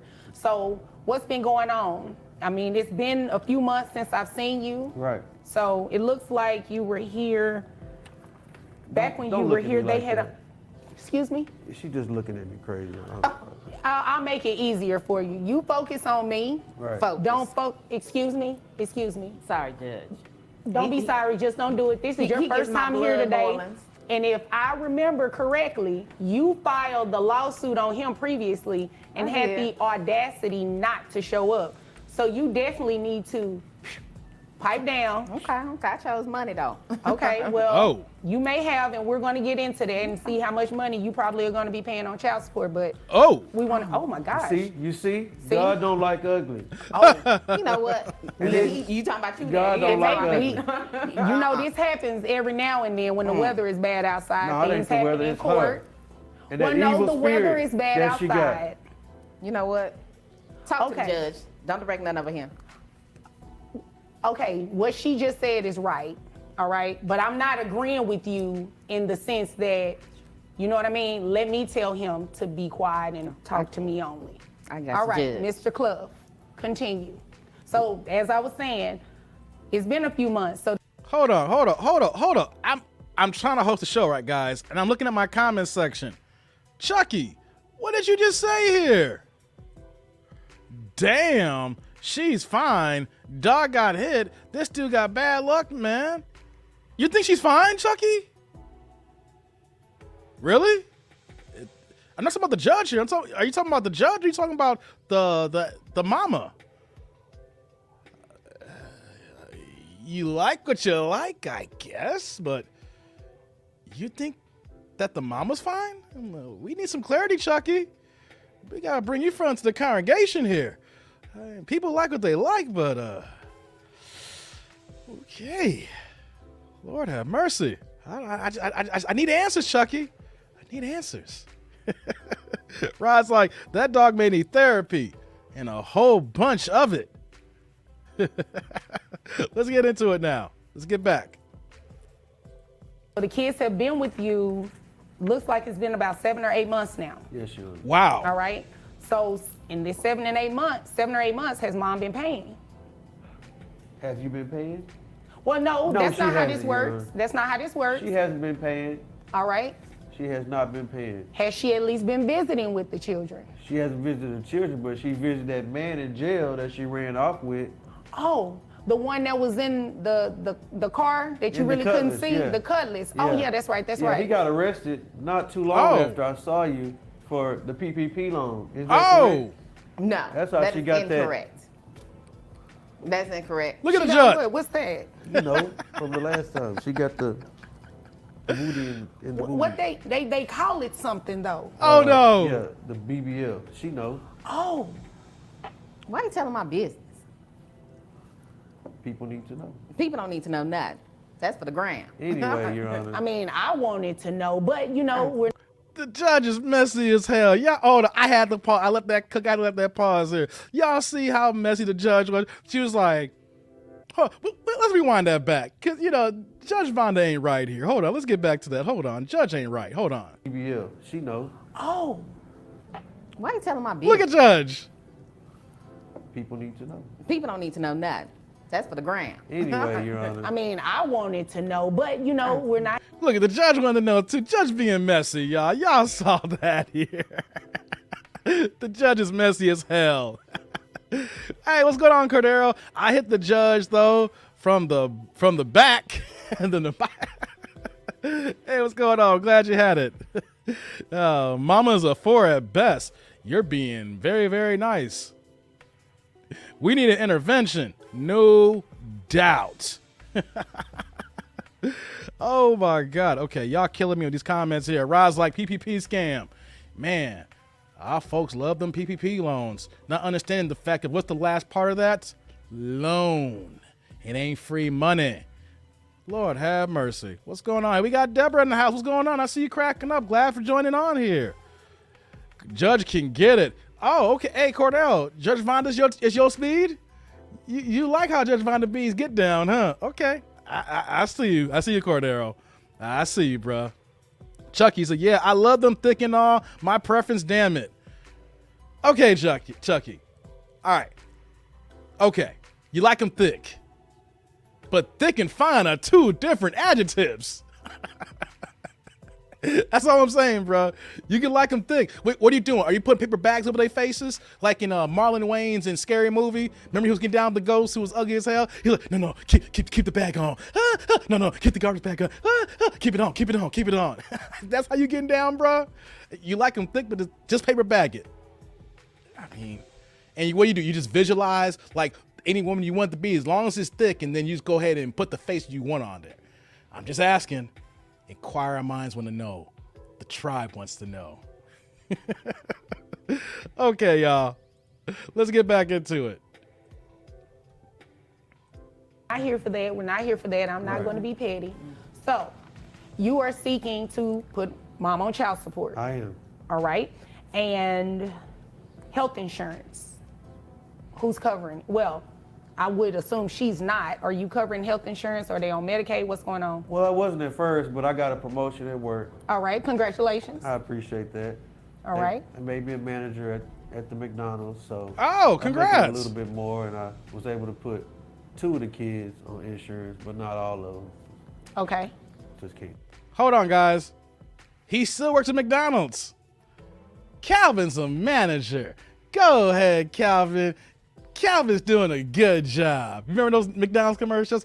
Calvin got a job. Remember the Dave Chappelle skit? Let's go ahead and rob that mother. Calvin just got promoted from the line, from doing fries. Now he assistant manager. And what they say in Coming to America, that's when the big bucks come in. What are y'all saying on that? Oh, y'all funny. Congratulations. Yeah, congratulations. Right. Remind me of Coming to America. That's what I just quoted. I didn't even see you post that here. Not Calvin. Yes, Calvin. Oh my God, this is too funny here. Look at Dell. Calvin's a manager. Congratulations, Calvin. You go ahead here. Maybe we see him at the McDonald's. He might give me a free Oreo McFlurry for covering him on a reaction video here. Who knows? Let's get back into it. Cover that video. All right. So the other ones, what are they doing? Well, my other job kind of covers that as well. Other job. Okay. All right. So at least all of the children are insured. They are. All right. Hold on.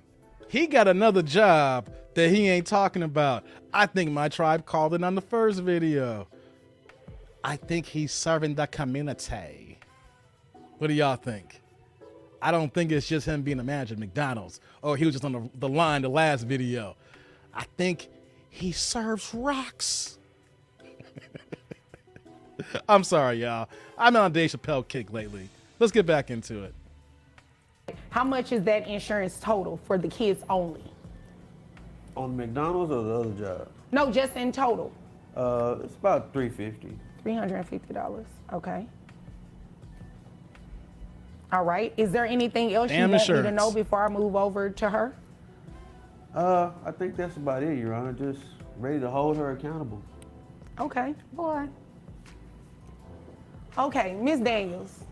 There she go. Sorry. Excuse me. What the hell she doing? Excuse me. You saw y'all see this? Are you here to be? She doing her pretty, or hair? you I mean, her here makeup? to Tell me your side of the story as to why you shouldn't pay child support today. A little bit of both, Judge.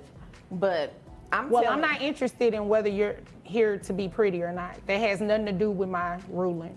You understand it, right? I do, Judge. All right. But so I should be let's pretty stay- for you. Well, let's stick to the facts. I could care less how you look. Okay, Judge. Let's get to the facts. Please do. The fact and quickly, is- without all the extra. Not extra at all. The fact is, Judge, I had these children for These 10 children. years before I put them on your doorstep. He was barely doing anything. That's why I petitioned the court, Judge. Okay. Well, here's the deal. You petitioned. Yeah. He showed up. You He did. didn't. I I dismissed had an it. opportunity, Judge. Had to take it. Okay. And could you do me a favor? Could you, if you're going, I don't allow gum chewing, but if you don't have anywhere to put it, I would suggest Can I you swallow? at least. I'm good at that. Yeah. Okay. Now you see. What? Mr. Clough, Miss Daniels, continue, please. Well, that's why I petitioned the court. I do apologize for not showing up, Judge, but let me tell you, I came up. You know. I came Let's talk up. about this come up. What kind of come up we talking about? Well, Judge, I met a man who said he can change my life, Judge. All right. So how financially, did he change this life of yours? Not too much. Oh, yeah. Mr. Clough. I know. Mr. Clough. We don't know. Let's hear her side of the story because I'm pretty sure she's going to say some interesting stuff about finance. Judge, Clough don't know nothing. Listen, understand that I got at least, 6 figures in the bank. Oh, okay. Had You know. 6 figures in the bank. You said what now? Mr. Clough, again, Federal doesn't take I'm it. not, I put it excuse on me, cease. Miss Daniels, when I speak, both of you be quiet. Mr. Clough, there will be no more outbursts, okay? I understand you both are frustrated, emotions are high, but let me get through this hearing, okay? Because if I can't get through it, guess what I'm gonna do? I'm gonna reset it. And I know neither one of you wanna pay for court parking again, right? I don't. You don't wanna take off your work, right? Only one of us will be here. Okay, but you want some sort of relief, right? Yes, sir. Okay, so in order, Hey, do I have any? I'll mute myself here. Do I got any shooters? Where my mod gang at? The bots are coming in, and I don't know if I got any mods here. So where the mod gang at? If y'all ain't here, I normally have a gang of mods here. I don't see anybody in my chat game. I blocked. I already did the block here, and got rid of some of these things here. Let me do this here. I may need some new applications for some new moderators, guys, because not everybody's here tonight. So if y'all want to be a mod for the tribe here, shoot me an email. You know what I'm saying? So normally I have like 5 or 6 mods all together here, but everybody not here. And I get it. It's Sunday night, and the tribe ain't all here. So if y'all want to be a moderator and help your boy out, shoot me an email, and we'll go ahead and change that. All right.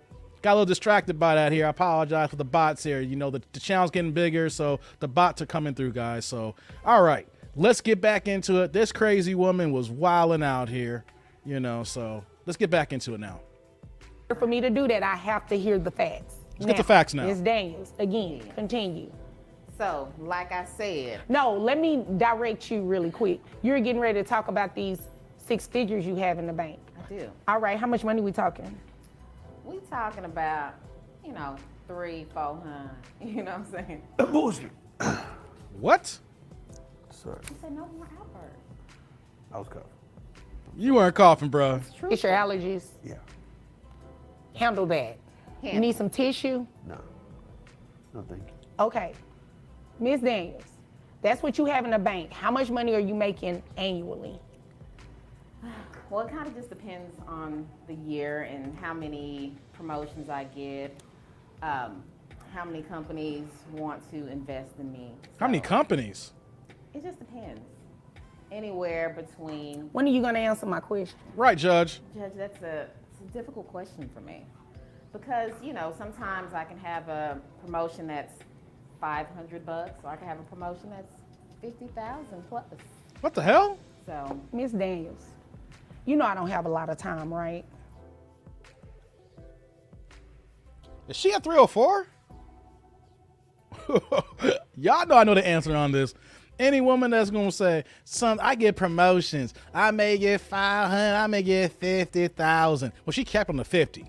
All right. But it sound like she doing something a little strange for a little extra change. And the reason why I'm saying is 500 might be her entry level. All right. For the dudes who coming in just want to shoot the club up and get in and get out short term, no long term. I'm here for a good time, not for a long time. But I don't think about 50,000, but whatever the high price dudes, she's giving the full body experience.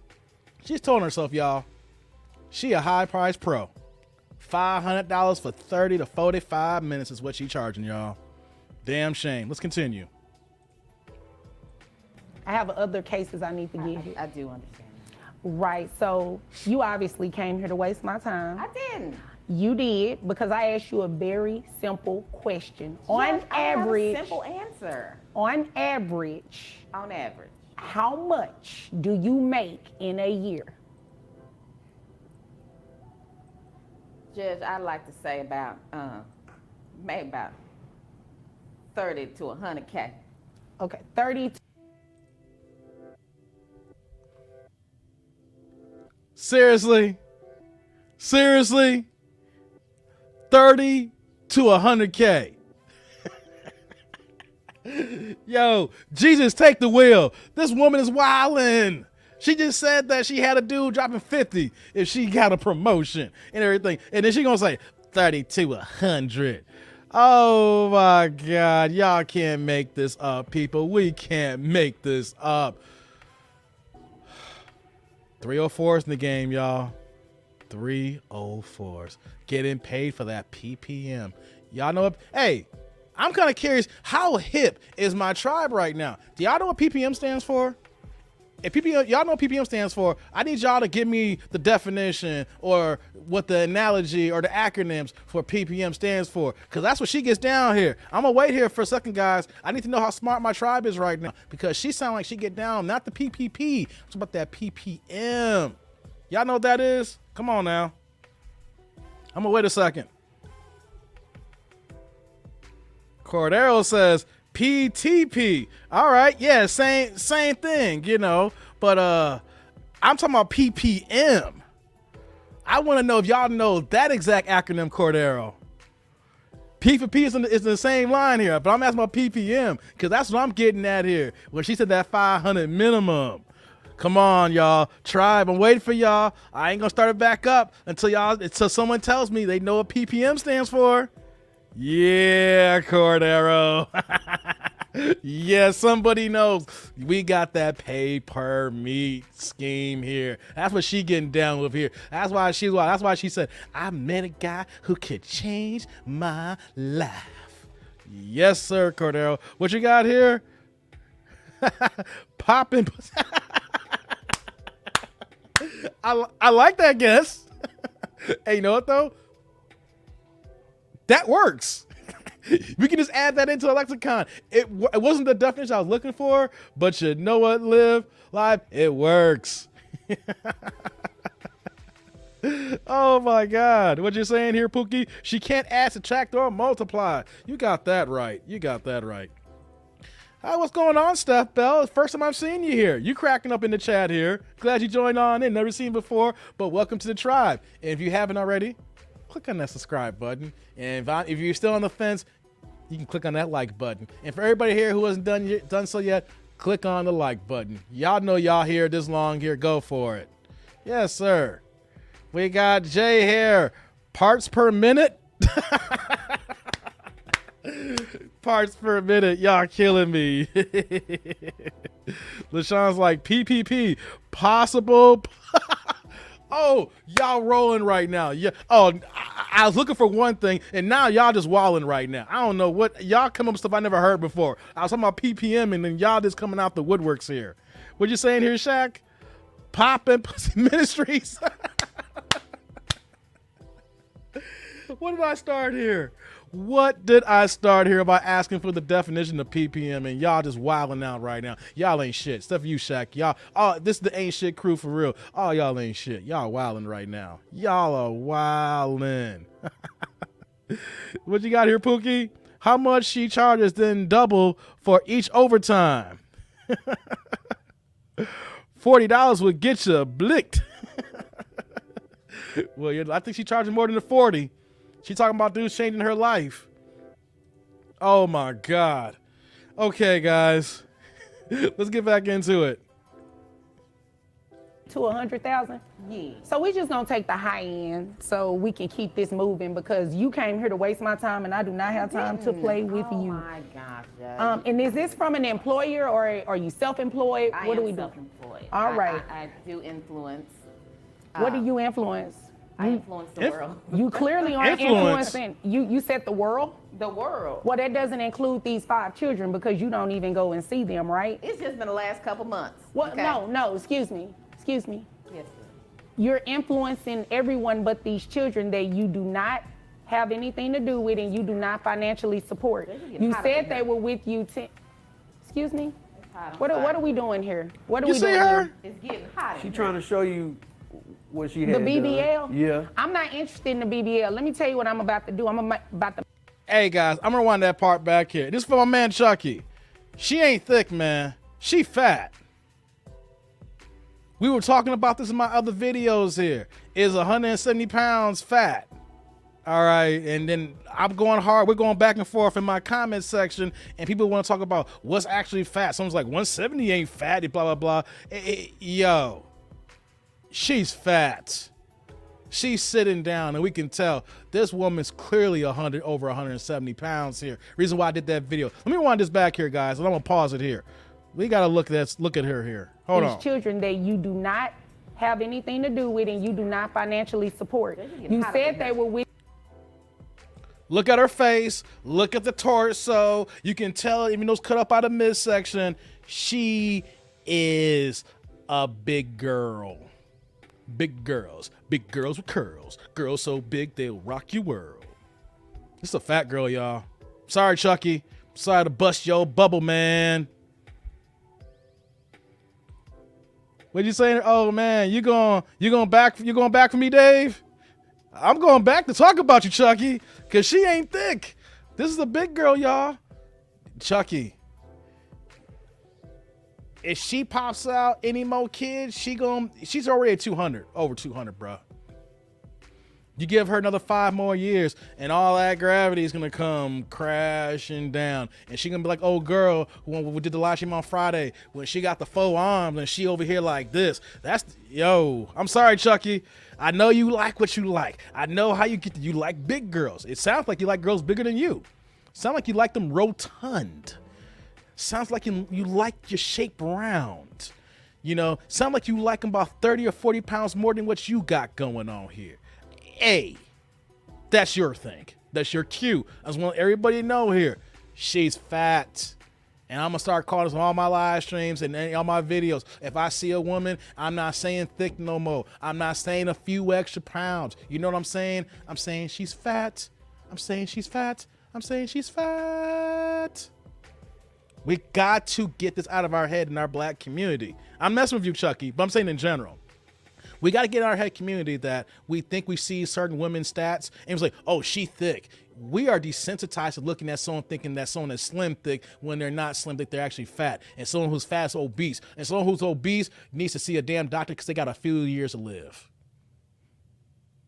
And you want to know something? We got so many women just like this here who are this woman's size here and thinking that they got it going on. They doing big things popping and little things stopping.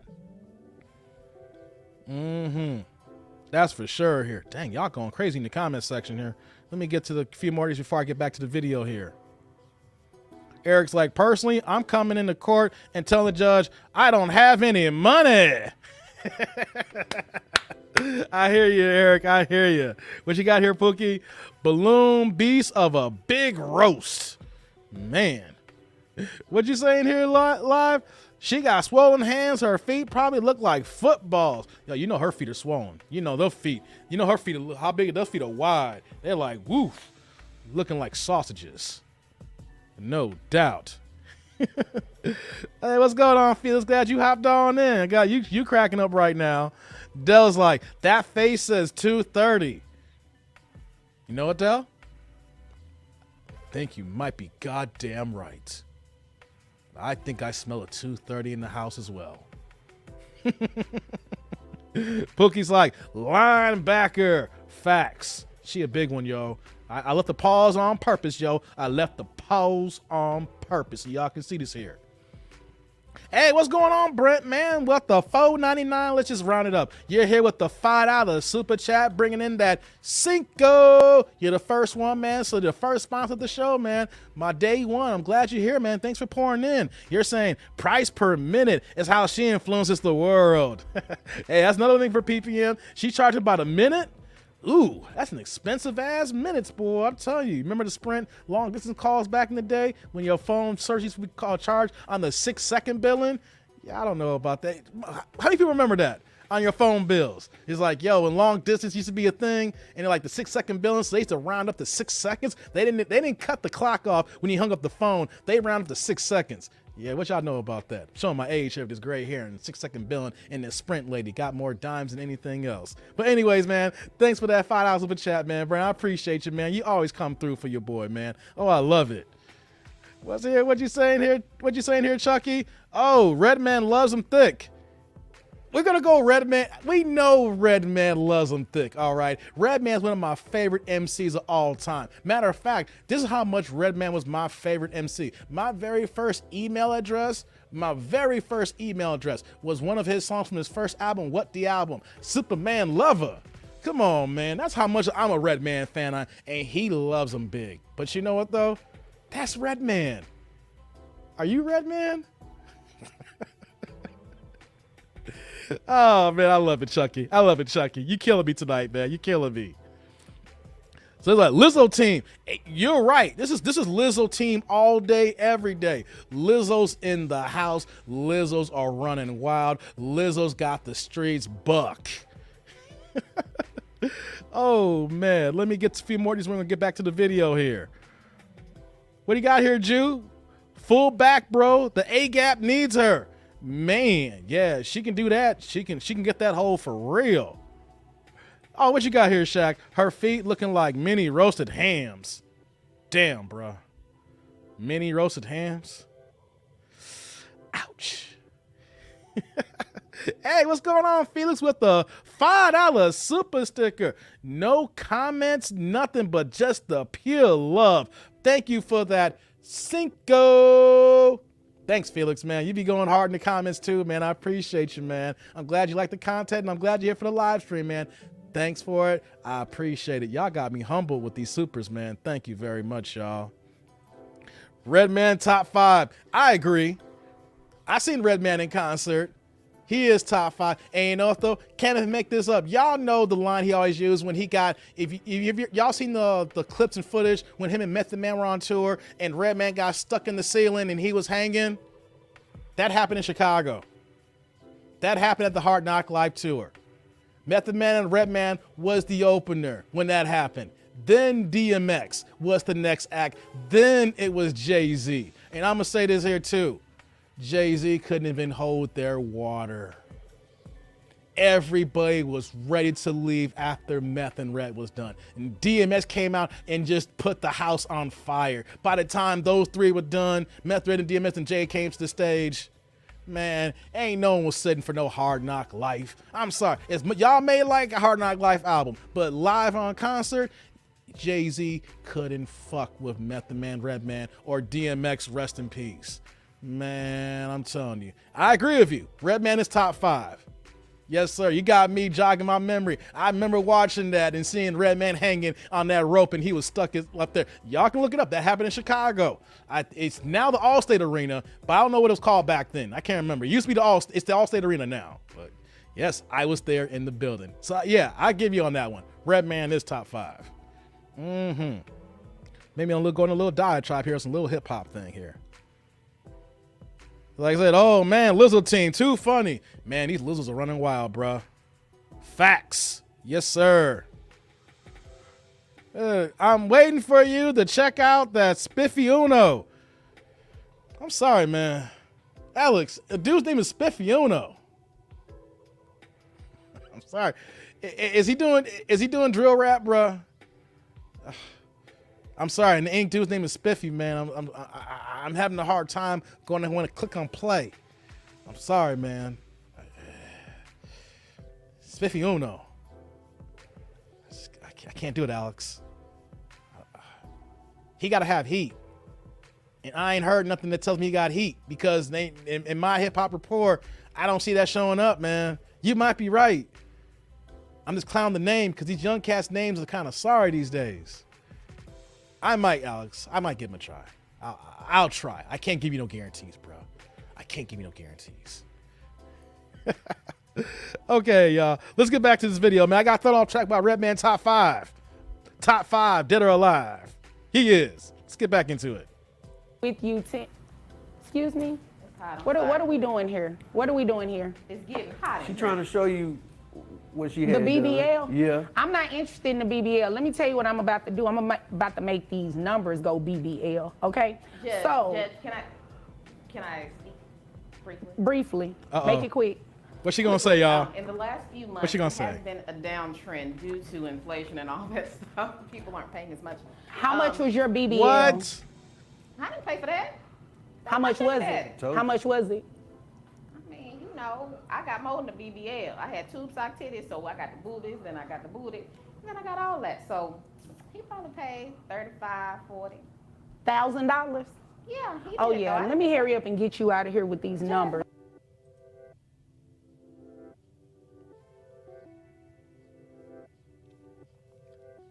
Hey, Alex, you beat me to it. How much was the BBL? I was gonna ask. BBLs be costing 30 to 40,000. Comment section tribe, help me out here. Do BBLs really cost 30 to 40 G's? I mean, I guess if you get the Cadillac experience, right? If you go for the full body under the hood and everything, right? BBLs be costing 30 to 40,000? BBLs is costing brand new whips out here? BBLs is costing like a 3-year-old used 3 Series BMW? Whoa, no, 40,000? We're looking at a 5 Series, actually. My bad. But Lord have mercy. Cordell's like, I thought they were 10 to 15. That's what I thought too, Cordell. That's what I'm asking. I thought they were 10 to 15. You paying 30 to 40? Well, some trick paid 30 or 40. Deborah's like, I have no idea. Okay, Deborah. I hear that. Too rich for my blood. You got that right. Lord have mercy. BBL is not income. Felix like, I'm in the wrong field. Me too, bro. Me too. And not the movement. Hey, what's going on, Clarence? Glad you joined on for the live stream. We've been there for like 2 hours, but better late than never. Hey, what's going on, Dilly? Glad you joined on. So she spent about 40,000 on BBL and still out of shape? Bruh. Good point.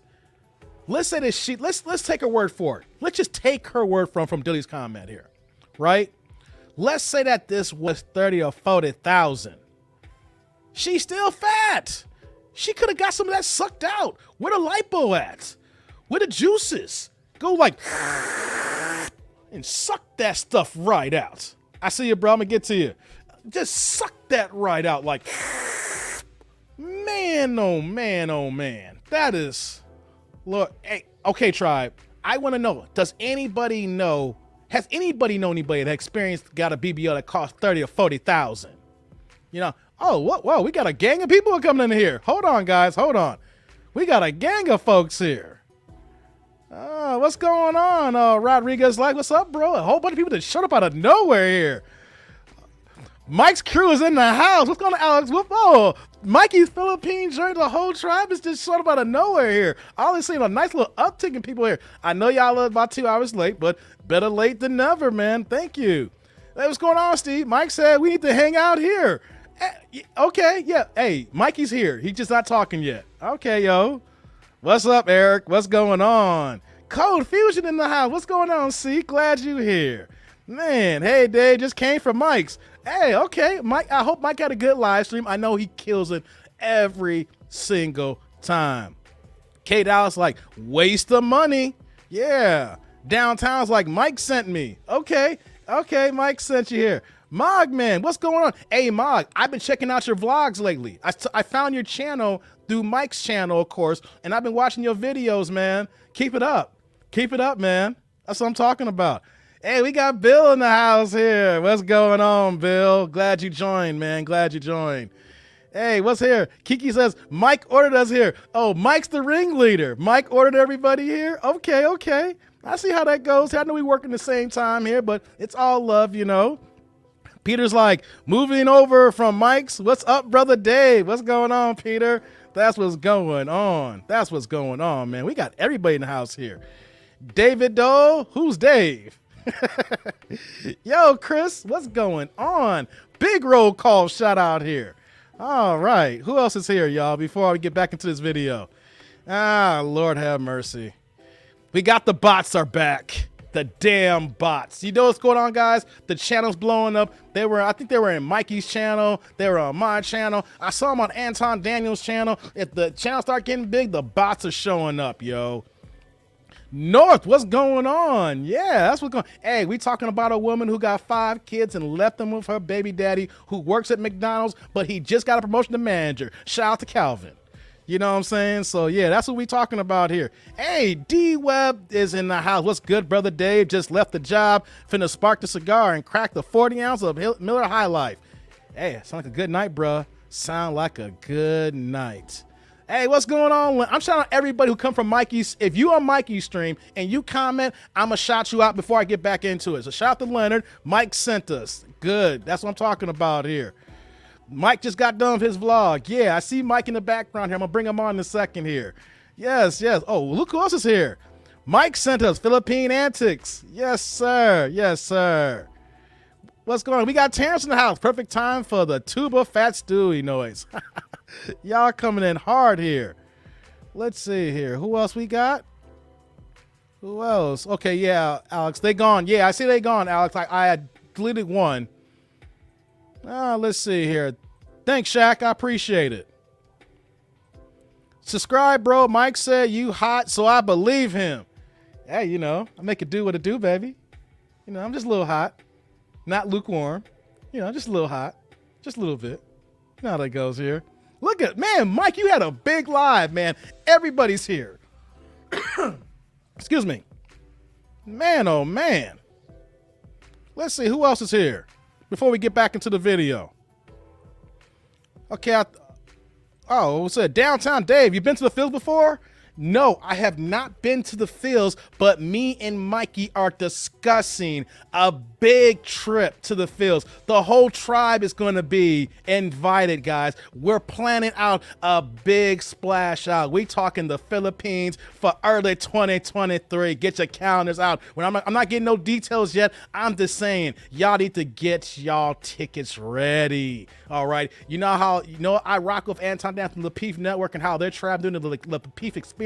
They go in different cities. Well, you know what though?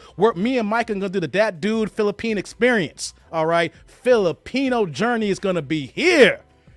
Oh boy, y'all got me amped up here. Y'all came out of here for this here. So let's go ahead and finish off this video. I'm gonna bring Mike onto the screen here in a little bit here. So the judge is getting ready to render her judgment, but let's get back into it here. For everybody who is new here, I know you guys can rewind the live stream here just real fast.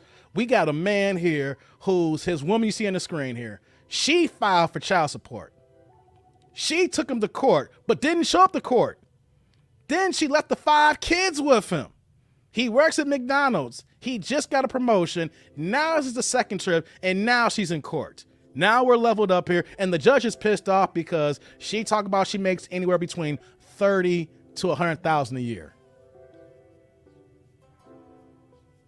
Let that sink in for a second, guys. She said she makes between 30 to 100,000 a year. All right, guys. Let's get back into it. Since y'all know y'all late, but we're getting ready to finish this off here. So let's continue. You are about to pay child support. You have 5 children total, or do you have other children outside of these 5 that are under the age of 18? No, I don't. Okay, They're grown. so just the 5 children, right? Yes. All right, so 5 yeah. children, that is going to be at the 40%.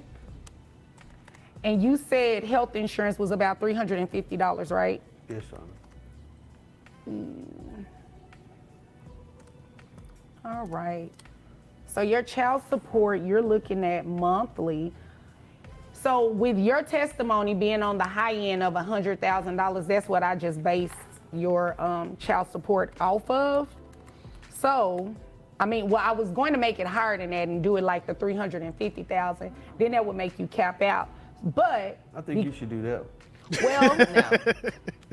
If I have to accept her testimony is true, but I don't really think that it's going to help her too much because her child support is still going to be pretty hefty. So I have your gross at $8,333.33. Ooh. That brings your net to $6,512.07. So $6,512 times the 40%. That brings your child support amount to $2,604. Is that a week, Your Honor? Whoa, first piece of the week. But wait, hold on. She got to pay $2,600 in child support. Ooh, wee. Anybody in here in my tribe paying over $2,000 in child support? I'm kind of curious if y'all cutting that check. $2,604. And this dude gonna ask, is that a week, Judge? Like she gonna be paying. Oh, this is why we reacting live, guys. See, if I was just doing the video, this wouldn't have came up because I can't do the aha moment I'm recording. The reason why he's asking if that's a week, because the first video that I did over an hour ago, the first part of it, when she didn't show up to court, he openly admitted how when they were broken up and he was giving $500 a week and she didn't like that and she wanted him to give $2,000 a week. Remember that tribe who was here from the beginning? That's why he's asking the 26s per week, because she was trying to get him with the $2,000 a week before she didn't even show up to court. That's why I was gonna call him slow for a second. He is kind of slow to ask that question, but I get why he asked that, because she tried to juice him for 8 G's a month when he on the line making cheeseburgers at McDonald's. Who do you know is gonna be able to give someone $8,000 a month in child support for 5 kids working at McDonald's unless he is serving rocks at the back of the McDonald's? Because you know they sell drugs at the back of barbershops. So they sell drugs at the back of barbershops. You know they're doing that at McDonald's too. That's why. Look at her. Hold on. Nah, Dave, he's slow.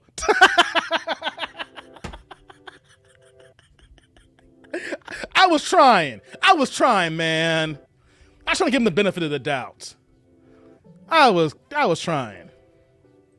Yes, Texas has a cap. Yes, y'all do. I think once you hit, what's like 120,000?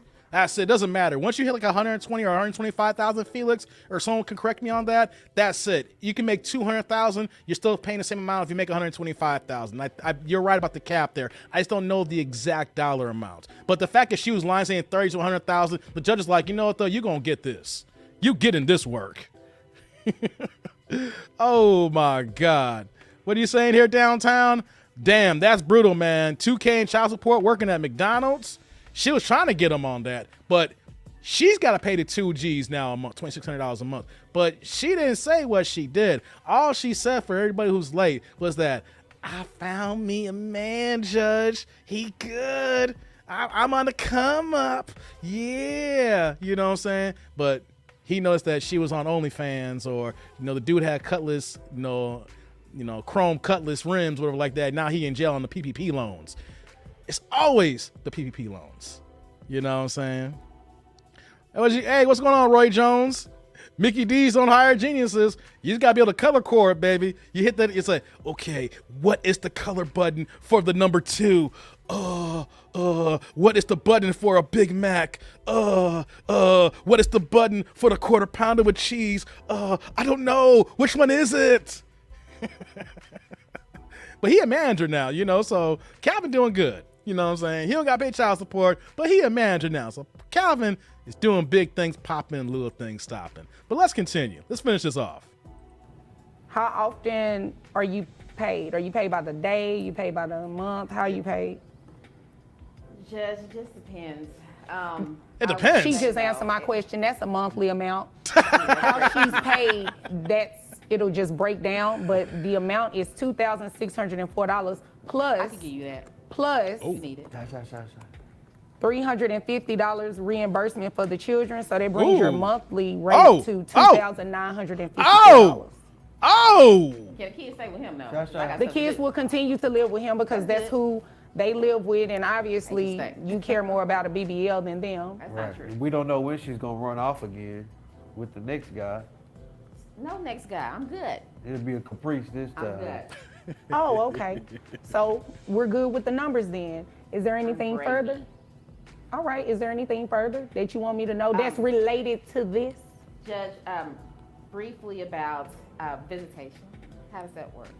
The kids are gonna stay with him, and you guys are gonna work that out at a we don't get different. along very well, as you can see.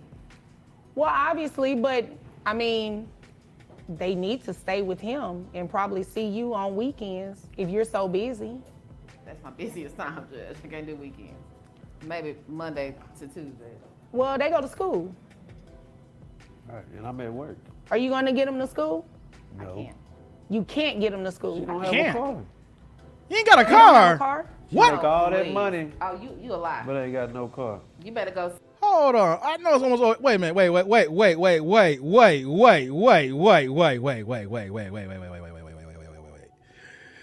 Well, first of all, she's in order to pay $2,900 in child support. She got to do the back pay on the insurance of $350 a month. So now she got covered the insurance. And then on top of all that, you getting all these gifts. $40,000 for the BBL. You're getting dudes giving you anywhere from 500 to 50 G's, you saying. So we know that you're the epitome of a classy, bust down 304 who is getting these buns glazed on the regular for the high price dollar. And you ain't even got no goddamn car to get around? Just juicing these guys' money up and ain't even got a whip. You can't even pick your kids up. Can't make this shit up, people. We can't. Let's finish it off here. We gotta get to the end and Judge kicks her out here. Let's see. See the rose outside.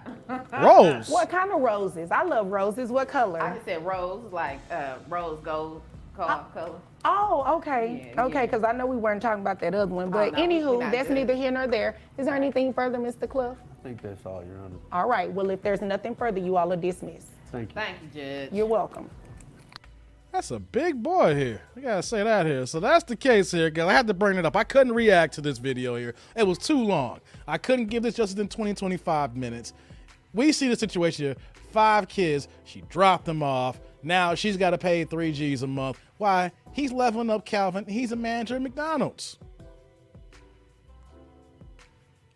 That's the videos that I show here, unfortunately. Let me bring my main man up here right now. He's the one that got the influx of his tribe over here. We're merging onto one channel here. So we got my man, Mikey. What's going on, man? What's going on? Hey, what's going on, kid? Got here just in time and stuff like that. 40,000 for a BBL?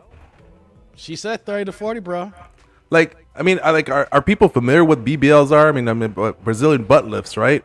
I mean, they take the fat from your upper body, but for some reason she has a lot of fat to give, right? And then they pretty much make it nice and comfy, and then they put it on her butt. But I mean, a woman that size should already have a big ass. So I mean, I'm just saying, it's like, what kind of BBL is she getting? Well, look how big she is. A big ass doesn't mean that it's a nice ass. They need to do liposuction on her, not put it back in her body. That's what I was saying. Go ahead. Wait, you got a little feedback, Mikey. I can hear you in the background. Oh, wait a minute. I can hear you on your end. I can hear me on your end. That's some weird shit. Hold on. Sure thing. I'll put you on mute. Or do we want to bring it back? 1 second. I'm going to do this right now. I'll take Mikey off the stream here. A little feedback. He's still in the studio here. Just put a 1 up when you're ready to come back, Mike. Just raise your hand up. I'm going to get to some of these chats here while Mikey get his audio together. You know how it goes, man. He out of town. He in another country. You know how that goes, man. Let's get to these comments here while I wait for Mikey to come back. Let me go scroll back up because y'all going hard. Mog's like, somebody gonna hit her with a blicky. Got that right. Alex is like, not a car. No a car. Yep. No whip. She Uber everywhere, y'all. Oh, Lord, is she serious? Wow. Yeah, Rodriguez life. She can't make time to see her own kids? She all about the money. What a terrible mother. You heard what she said about visitation. Like, do they stay with him? She don't care about the shorties. Not at all. Nurse like, that's a gold digger. Facts, bruh. Facts. Eric's like, she a working girl. She working overtime. The way she talking, the way she moving, that's extra working. Yeah, I know. We heard the echo. We're working on it. He'll be good in a second. What you got here, Pookie?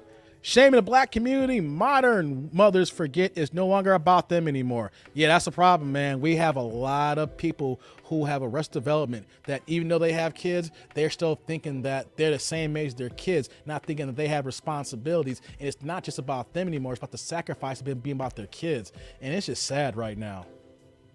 Let me see here. You ready, Mike, or you need more time? What's up, man? Second here. Try I'll to bring the you new back. year. I'll bring him back. He's having some issues. It's all good, though. That's what happens when you're out of town, guys. You're at the mercy of another country's internet. You know what, though, guys? While we're waiting for Mikey here, I got to ask you, how's the internet in the Philippines? If I'm trying to go, I got to make sure that my internet's going to be working right if I'm going to be streaming. You know what I'm saying? Could be a one-off here, but for the guys who's been in the Philippines, how's our internet service been? Y'all gotta let me know. Because if I'm trying to do this, we trying to be this big soiree, and then we can't get nothing going here, We're gonna have to figure some things out. I might have to, bring some additional equipment and not rely on the Airbnb or hotels Wi-Fi's in the other country. So we got about 7 or 8 months to figure this out here. But y'all let me know. Let's get some more of these comments here while waiting for Mikey here. David's like, my wife works. She was a heart specialist nurse, was on vacation when she passed. Oh, must be some conversation going on here. Sorry to hear about that, Dave. Eric's like, she got boobs, but who knows what else. And she paid for them, and everything else is just overweight. Oof.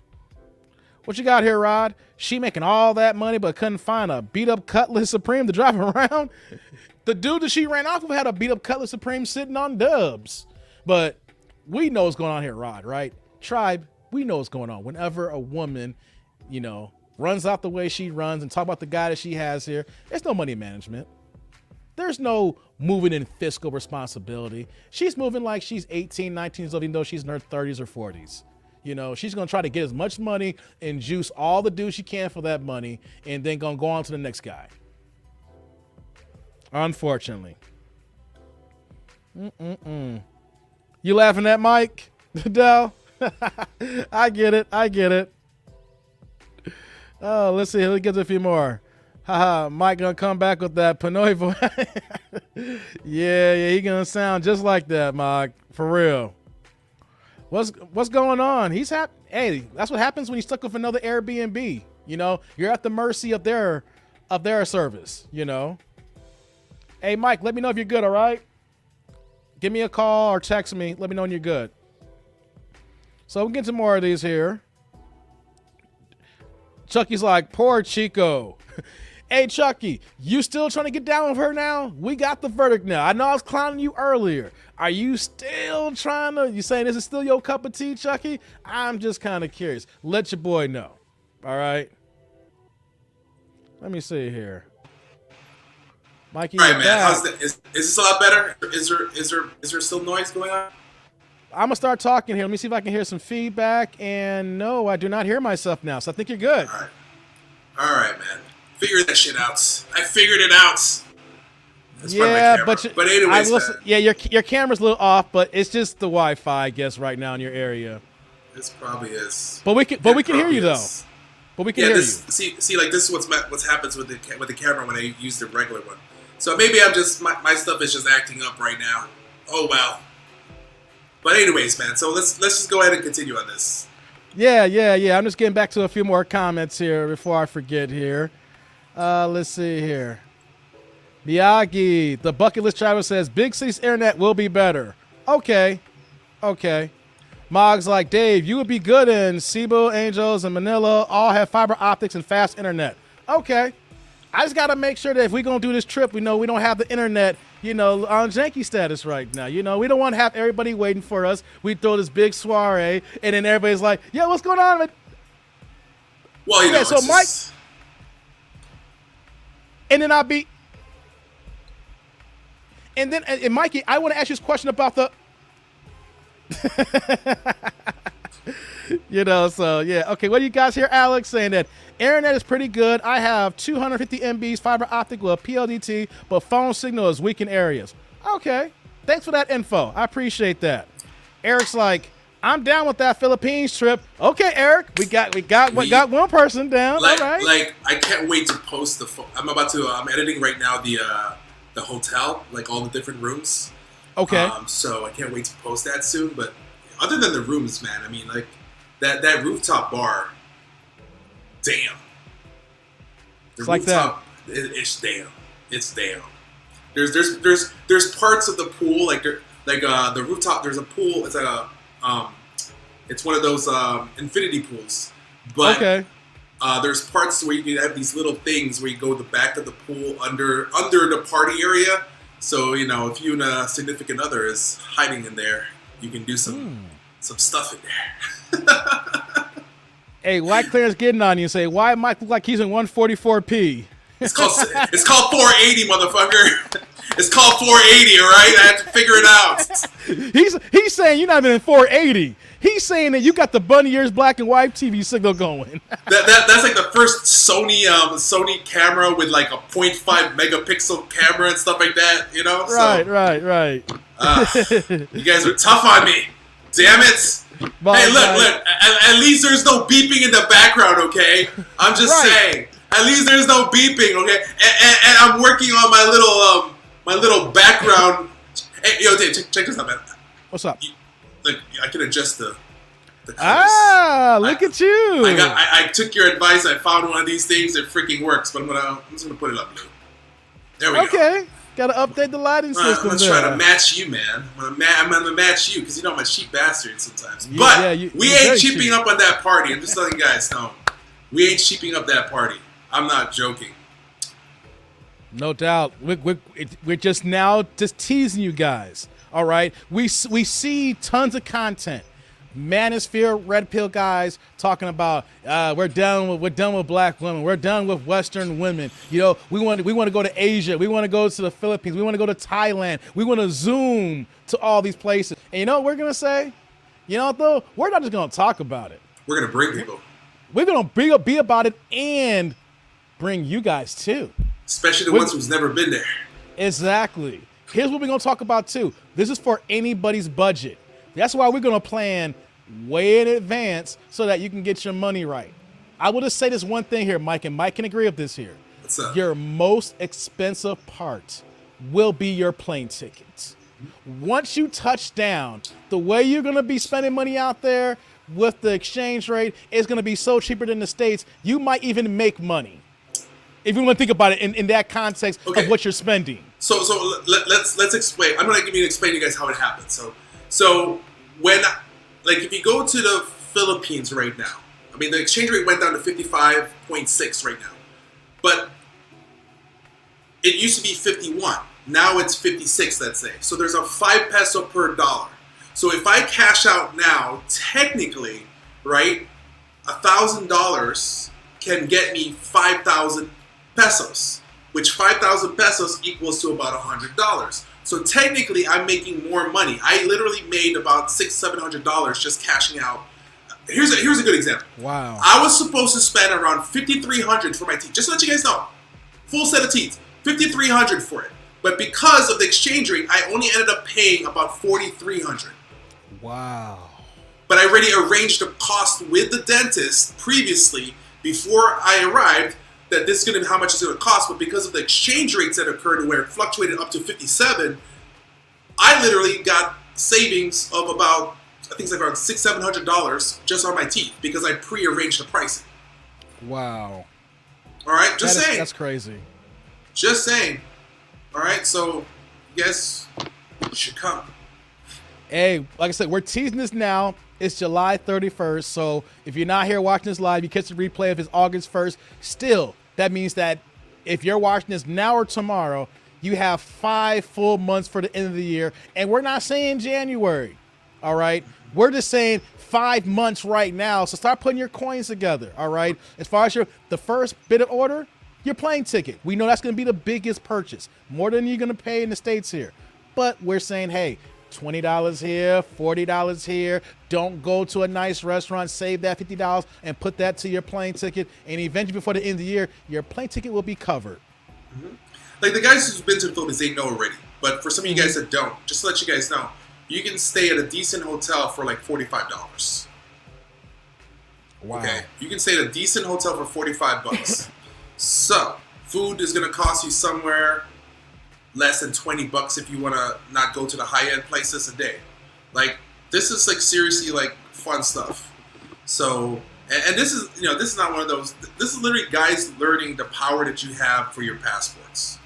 Like, the passport is one of the most powerful thing a man can ever possess. And so, you know, if you're about understanding that you don't want to deal with certain women in your countries, whether you're in Europe, whether you're in the States, whether you're in Australia, whatever, then you need to see what your options are. Because if you don't have any options in your life, then you have to deal with the options that you have locally, and you can't complain about it. But you can't. If you complain about locally, then go international. But don't wait 2-3 years for the rest of your life to happen. Just do it now. You know, if not with us, by yourself. Let me say a couple things, Mike. I want to get to some of these chats here. My boy Shaq with the $9.99, a.k.a. the $10 super chat. Selfishness gets you nowhere. Modern women have kids for a free paycheck. It's sad, but with that being said, we'll talk soon. Y'all have a good one. Subscribe. Notifications on. That's my man Shaq. Shout out to, he's actually in Chicago right now. He's been in Chicago for a week. He says he's going to be in town for like the next 2 weeks here. I'm going to try to meet up with him, man. I'm going to see if he can come downtown and we can get a couple of drinks and then chop it up, you know. So shout out to Shaq, man. He's pouring into the tribe here, man. Thank you again, bro. We're going to be chatting pretty soon. Not tonight, of course. I'll probably reach out to you tomorrow or something. What I also want to add here, Mike, about this trip, take away, we have men who are frustrated with women. Okay. Frustrated with the American experience, the Western experience, right? Mm-hmm. Let's take women out the equation. Okay. I am saying trips like this are needed for men because the world is bigger than where you live at. So many of us men are comfortable in the surroundings in the area that we live in and who never travel. Mikey, you probably can attest to this about how many people you probably engaged starting a YouTube channel who guys may be content or happy in the area, but not knowing how much experience, how much life they can give to them by experiencing other areas, not just the United States, but also in other parts of the country or the world. You know, getting that flavor, getting your ass out of your seat and going somewhere else. And the reason why I'm saying this here is because I did something about 13 years ago, bro. Okay. And Steve Harvey talked about it in the sense like, damn, I didn't realize I did a good service for myself, and he's giving an inspirational talk. What I'm talking about here is that in 2009 was the year that changed me travel-wise. Okay. I never really traveled at all. I took like a few trips here and there and family trips, but 29 was the year. Why I say 29? The first time I went to Vegas, right? Okay. I couldn't afford to go to Vegas. I shouldn't have gone to that trip, right? But my friends at that time, you know, it's like, yo, we want to, you never been, Dave, you got to do this. I'm like, all right, cool. And I was going to stay at the Luxor. It's like, no, Dave, you can't stay at the Luxor. It's a cheap-ass hotel. We're going to stay at the Venetian. The Venetian had just only been open for like 2 years, right? Okay. I paid for I didn't know no travel, nothing. I wasn't checking the cost. I didn't know resort fees, you know. So I literally went out there dead dog broke, Mikey. I went there, the resort fee took like $150, $200 right away. I'm like, oh no, there's $200, you know, and then but here's what I learned. I stayed at one of the best hotels in the United States. And I was like, I know I don't have that much money, but I really don't got to leave it on Vegas. This room is so dope. I'm experienced this room. And then, of course, I got out and I started finding cheap eats and cheap things like that to kind of subsidize the way I was moving, you know. And then I left that trip. I was like, yo, I'm glad that I took a leap of faith because even though I was broke, my hotel room was paid off and my airfare taken care of. At worst, I'm eating like peanuts and potato chips, you know, and a cheap breakfast every day. But I got to experience a 5-star, 5-diamond hotel. I got to get a taste of what I can say the other half lives. So there's that one aspect of a hotel. Then I went ahead, the job that I was traveling on the airplanes with the Wi-Fi internet access. It was called AirCell, but it's now called GoGo. I was actually the first application analyst that was hired for that company, guys. So if you guys want to talk about internet access in the airplanes, it did not exist until 2008. I remember those days, man. We used to do those traveling just for that. You're like, Yeah. bro, we can have Wi-Fi in the plane now. I was like, are you serious? I'm excited. I was doing test routes from O'Hare to Montreal. Montreal all the way to LAX. LAX all the way back Montreal. Montreal back to O'Hare in a day and a half. But what did I gain in that, Mikey? I got to fly business class for the first time. I know people will walk on a plane saying, what's the difference? I don't see no difference between first class and business class and coach and Guys, all it takes is one plane ride in business class, and you will say to yourself, why am I towing around with these WIC card coach seats? With the snap, food stamp seats that I gotta sit back here. They were opening bottles of champagne for me that wouldn't been opened yet. They were serving me fresh salmon that I was like, y'all got fresh salmon up. It was a whole different experience than being thrown in the back with all the monkeys and apes and gorillas. Whoa. You can't, because you're literally calling other people monkeys and apes right now. Like, nothing wrong flying with coach. We got to hold back I'm part of the cattle. I'm part of the herd. I'm just saying. I know that. I'm saying that they treat you like that back there. Yes, they do. I'm getting to when you're in business class or first class and then coach. In that context, I agree. You're treated like that. But when they close those shades and you sit there, the flight attendants are having the different conversations. They are flirting with you. They are making you feel like, hold on here, black man. How can you afford this seat here? Okay.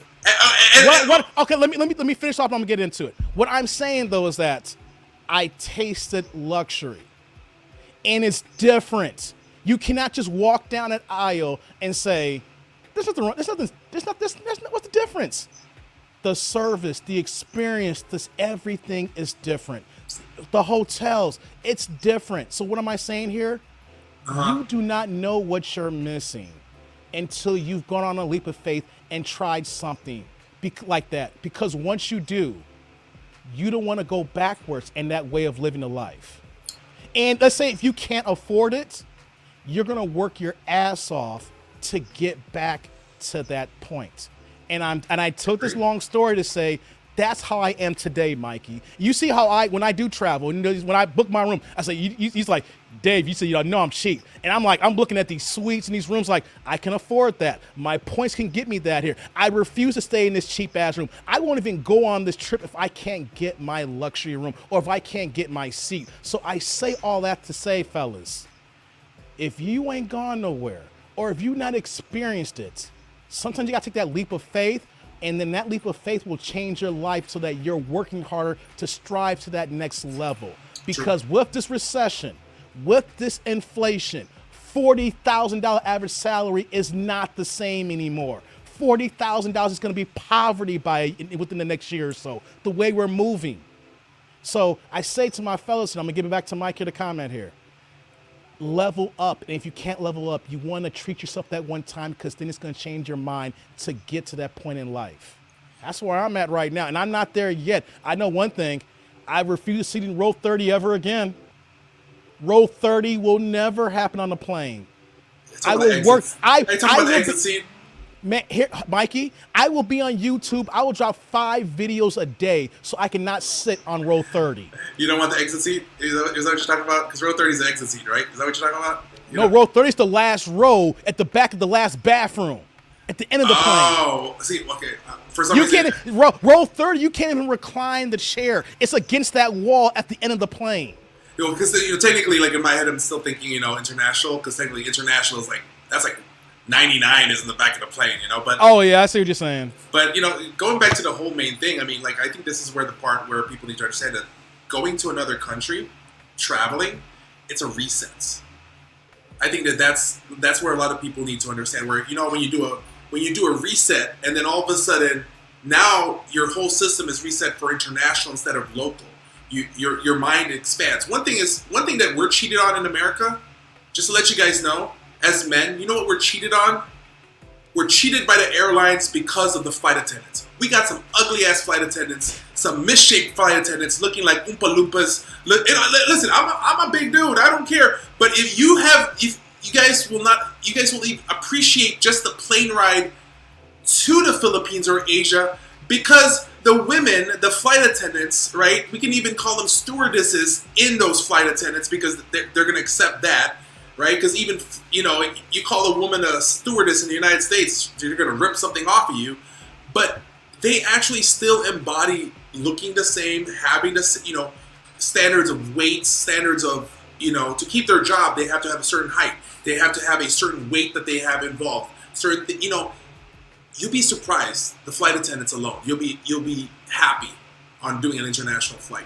And then the perspective that you have in a new place, you come to the Philippines or Thailand or wherever you go, it's like all of a sudden you have an appreciation. Because the thing is, a lot of Americans don't appreciate America. And this is where a lot of Americans are surprised that they see immigrants coming to America and you're like, oh my God, America.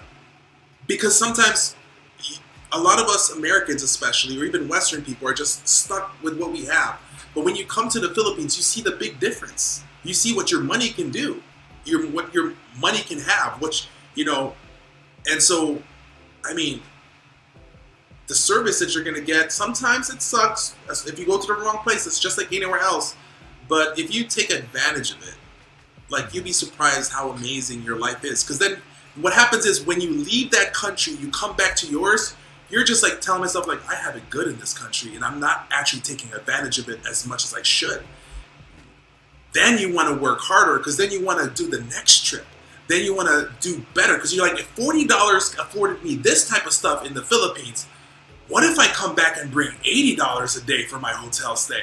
Oh shit, that's going to be awesome right there. I mean, it's like me back in the days. I used to go to the Philippines and like and pay $60, right?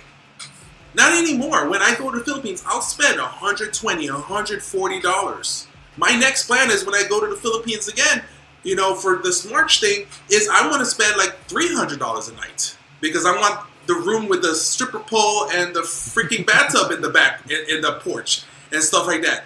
But that's the thing. It's like, it's all about leveling yourself up and understanding that women are using this on us already as it is. Women are like expecting us to level up.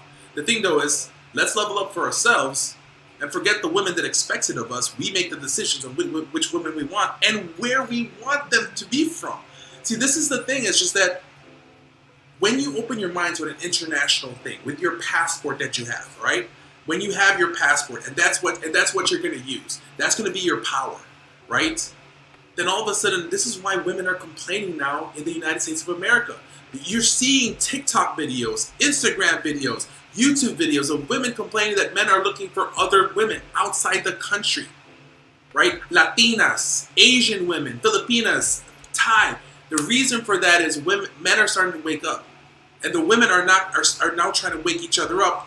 But guess what? They're complaining rather than doing something about it. You see women talking about, we need to be better, guys. We need to do this. There's some, but not a majority. So time to leave those women behind.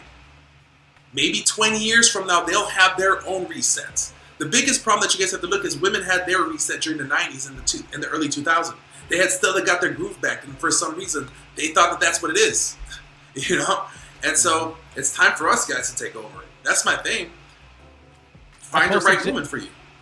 I posted Jay's question. He said, how many days y'all looking? Whoops. Oh, sorry here. Okay, so I'm looking at 1 week. I know, Mike, you're going to be out there for like a month probably, right? Yeah.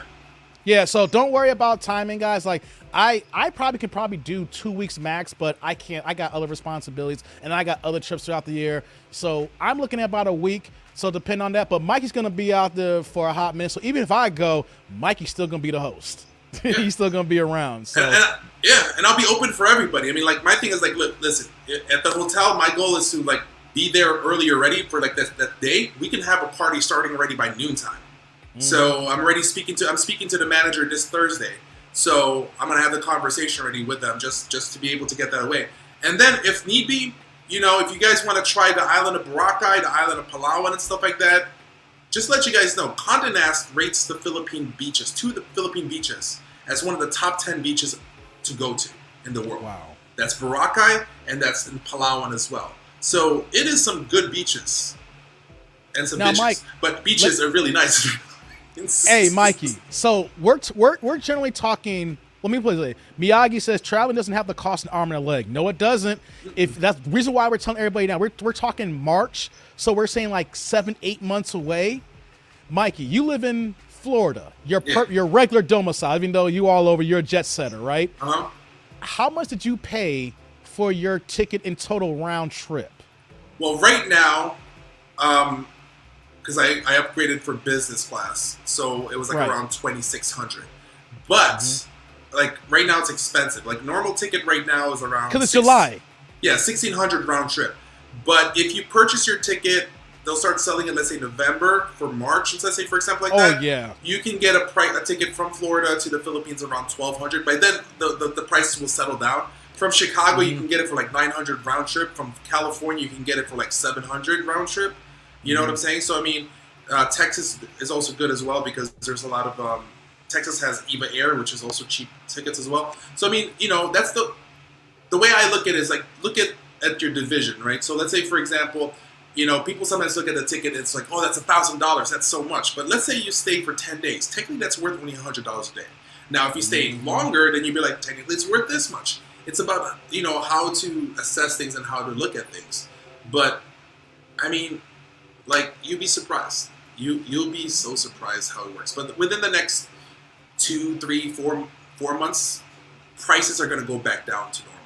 Yeah, so, and reason why I asked you that question, because you flew in the heart of summer when things has completely finally opened up now across the world. Like, we saw things little by little, but right now as we speak, this is probably the one time currently right now in the last 2 years where everything is completely open since we have the vid situation, the pandemic. So of course, right now, if you're going to look at tickets, just in general, you can look at expensive. But if you if you look at you go to November, December, wintertime, prices going down, things of that nature, or even just projecting out further enough here, you're not going to see the 2,000 price tag. This is why I asked Mikey that question here. And on top of that, too, you have 7 or 8 months. If you just put some money to the side a little bit now, so by the time we see the prices going down, it's not even an issue. Put that on that credit card and then go ahead and and make that payment to your credit card right there, so you don't got to worry about the interest rates. You know what I'm saying? If you got to put on your credit card, or save up now and put it on your card and then pay cash at the end of that before the statement balance comes up, so you avoid the complete interest rate.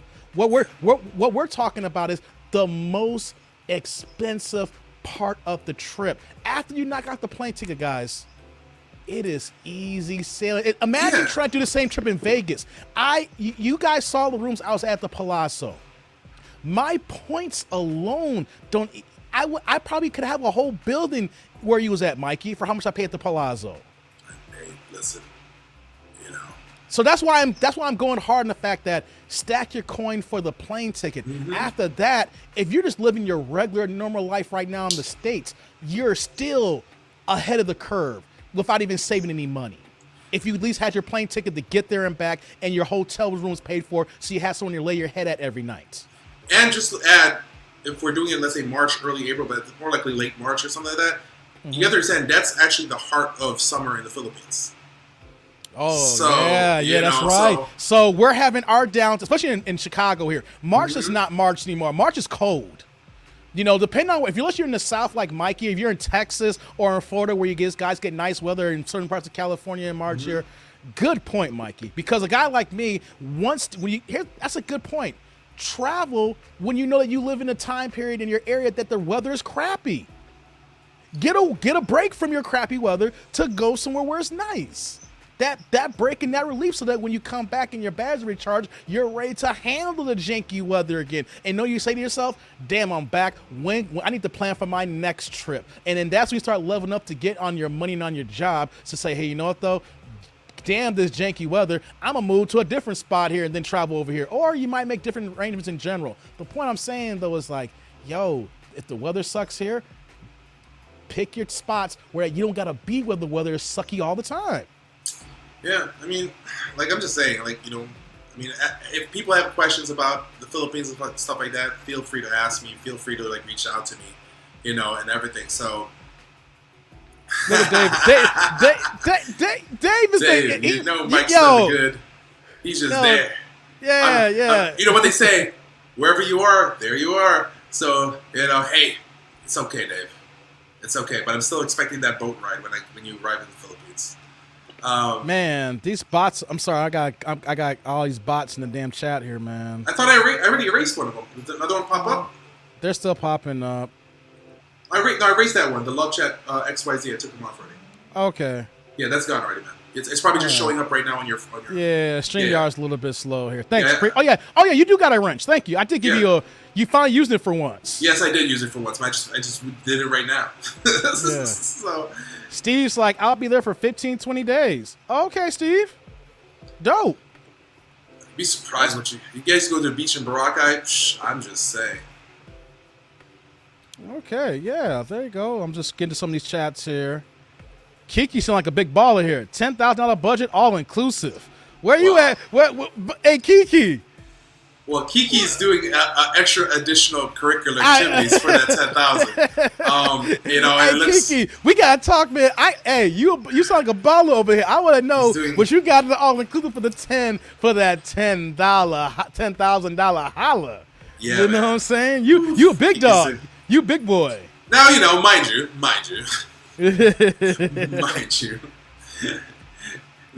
Hey, look, if you're a guy just wants an instant release and stuff like that, do you. In the end, listen, guys, just be safe. Make sure there's anonymity, like Kevin Samuels would say. You can do pretty much everything you want. You can make it a reset to just reset yourself as a person and enjoy yourself and just, you'd be surprised how it's even just healthy for your body to have a vacation. Like most men haven't had a true vacation. So there's one thing, you have to have a true vacation, which it is, and then of course for some guys who, you'll be surprised that if you are a foreigner in the Philippines, you are looked up by women there a little bit. So you get this what they call the American or foreigner aura and everything. So that's a good thing for you. So you can go to bars, clubs. If you're pretty good at talking to women, you're going to do pretty well in the Philippines. But it gets to the point that you want to make the easy route and just unfortunately just do the pay per play.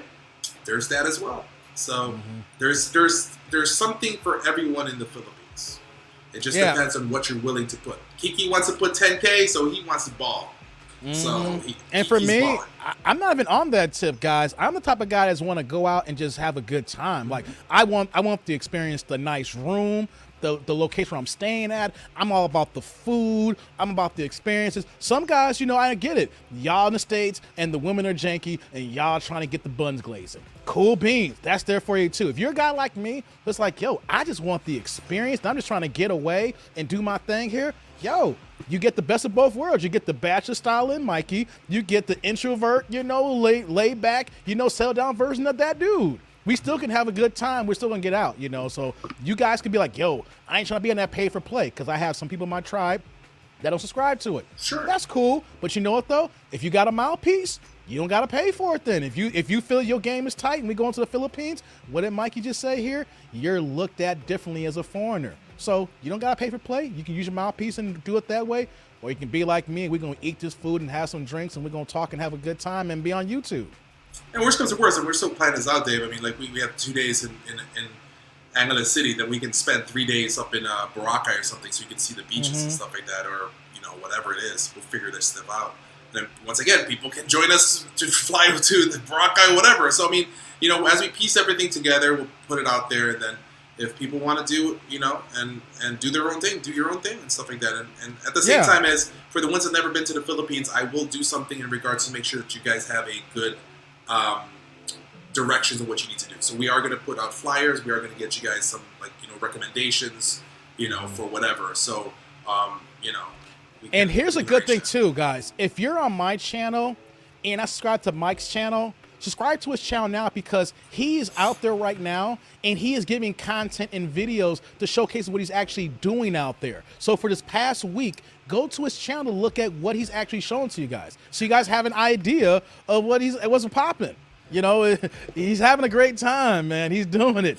Listen, he's eating breakfast and live streaming with us. He's showcasing like, yo, go to his channel. Go to if you guys want to know about what the place we're going to be hanging out with, actually 3, 4, 5, 6 lives down from my lives right now. Check those out. You'll see videos of actually the place where we're going to be hanging out. So you guys get to see the bar. and the reason why we're having a discussion now, you guys can't say, that dude, Mike, you're telling us last minute. What? We didn't know about this. How am I supposed to go and plan my vacation time with my job? Or it's a 13-hour difference, so I'm gonna waste a whole day getting there and a whole day coming. I'm gonna lose 2 days. How am I supposed to do it? Guys, 7 or 8 months. We're giving you the pre-talk right now.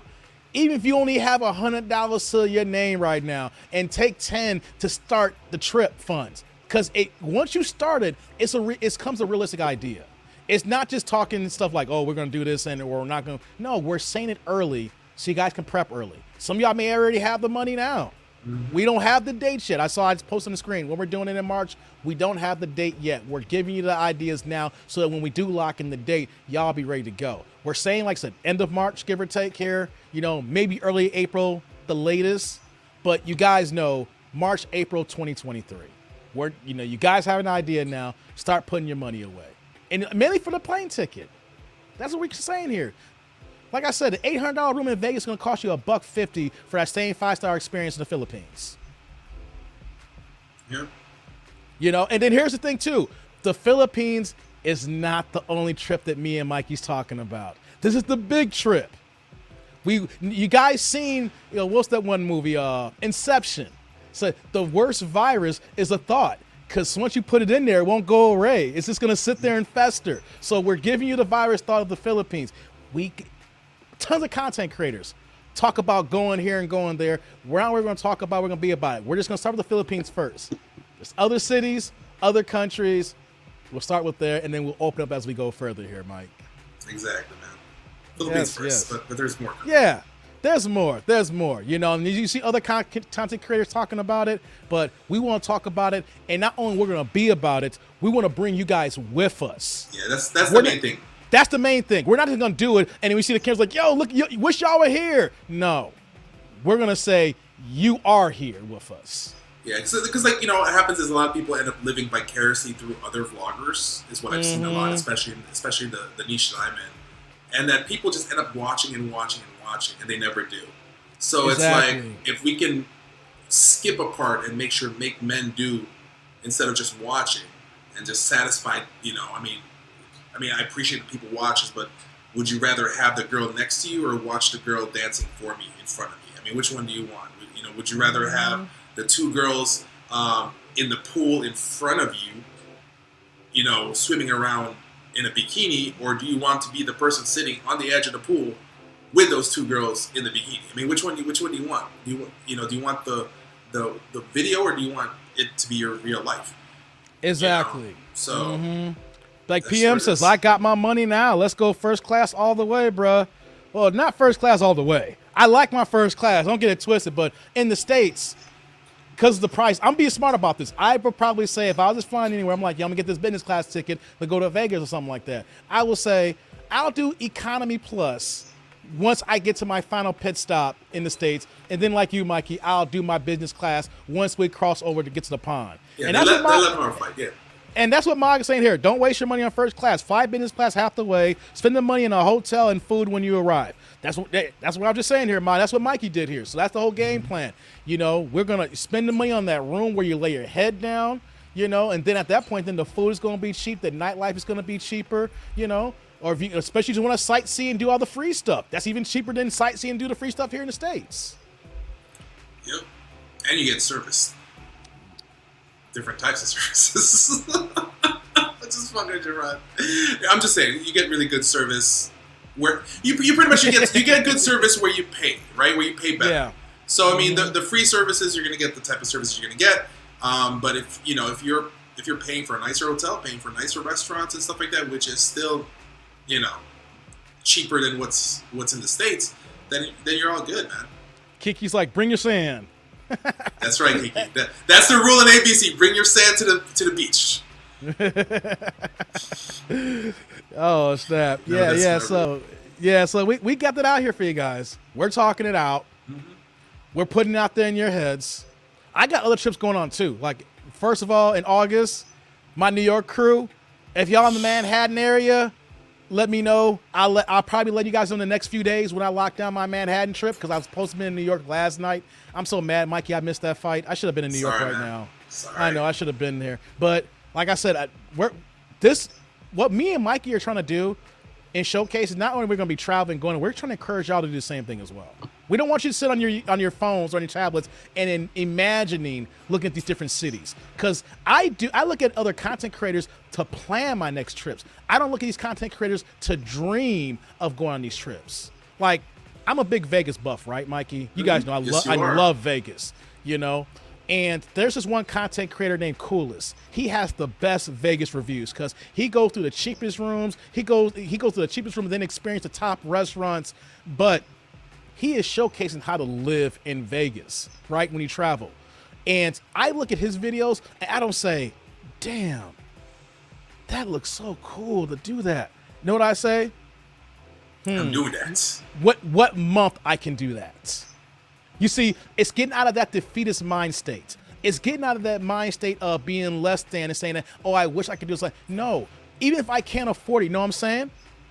I can afford it if I save up later because I have other responsibilities. I can't do it in September. Maybe I can do it in December. An extra 3 months later. You know, timing's of the key here. It is. The point I'm saying, though, is that I look at these content creators and I'm not sitting them to live vicarious through them. I'm looking at them and saying that they're encouraging me to take the leap, to do it. So that's why I'm trying to get to y'all. Because you know what, though? I got family and I be begging them to go on vacations with me. I'm like, dude, you ain't gone, no, you ain't done this. I'm not going to say who. If he sees this, he know I'm talking about him. I'm like, cuz, come on, man. He's like, yeah, and don't come. And I'm like, dude, just go on a leap of faith. You can do it. You've been working hard your whole damn life. What's the point of life of working 10 to 12 to 13 hours a day? And then you take the dirt nap.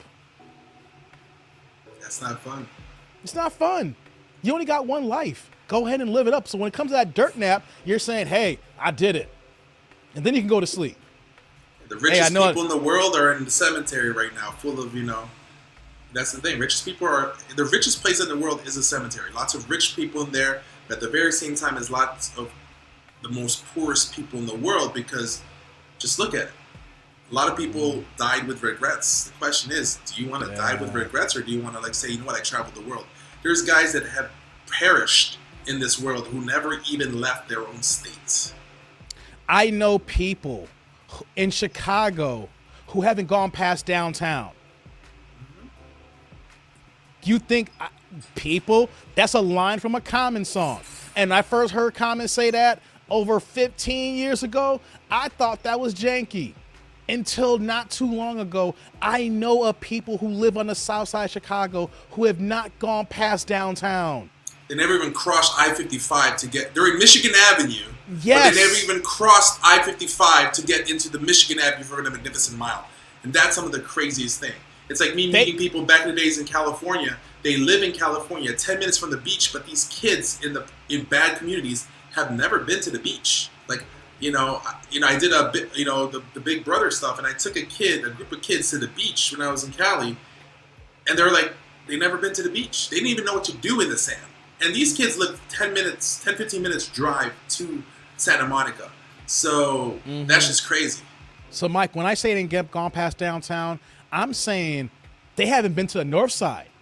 I'm saying they know, they have a mentality from being the south side and know how people and the cops move on. When you go further north and get to Evanston, like once they get to Lakeshore Drive and then, you go into that bend where I forgot where Loyola's at, Lakeshore. I forgot the street right now. I'm just drawing a blank right now. But that's the farthest of downtown to Sheridan? Get to You mean Sheridan? Sheridan Drive. Thank you. Had a blank here. Okay. I know people personally who have not been past Sheridan, have not gone past Loyola University. And we're talking about here in Chicago, and you're talking about a good 10-mile stretch. So it's about encouraging get out of your community.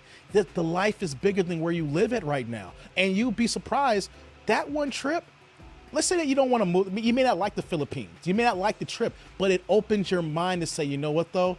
This was okay, but now I want to go here. I want to check this out. Maybe the Philippines, maybe Asia's not for me. Maybe I need to go somewhere in the States more often because it's a little bit cheaper and I can do that as well. It's all about expanding, opening your eyes to see that life is bigger than downtown.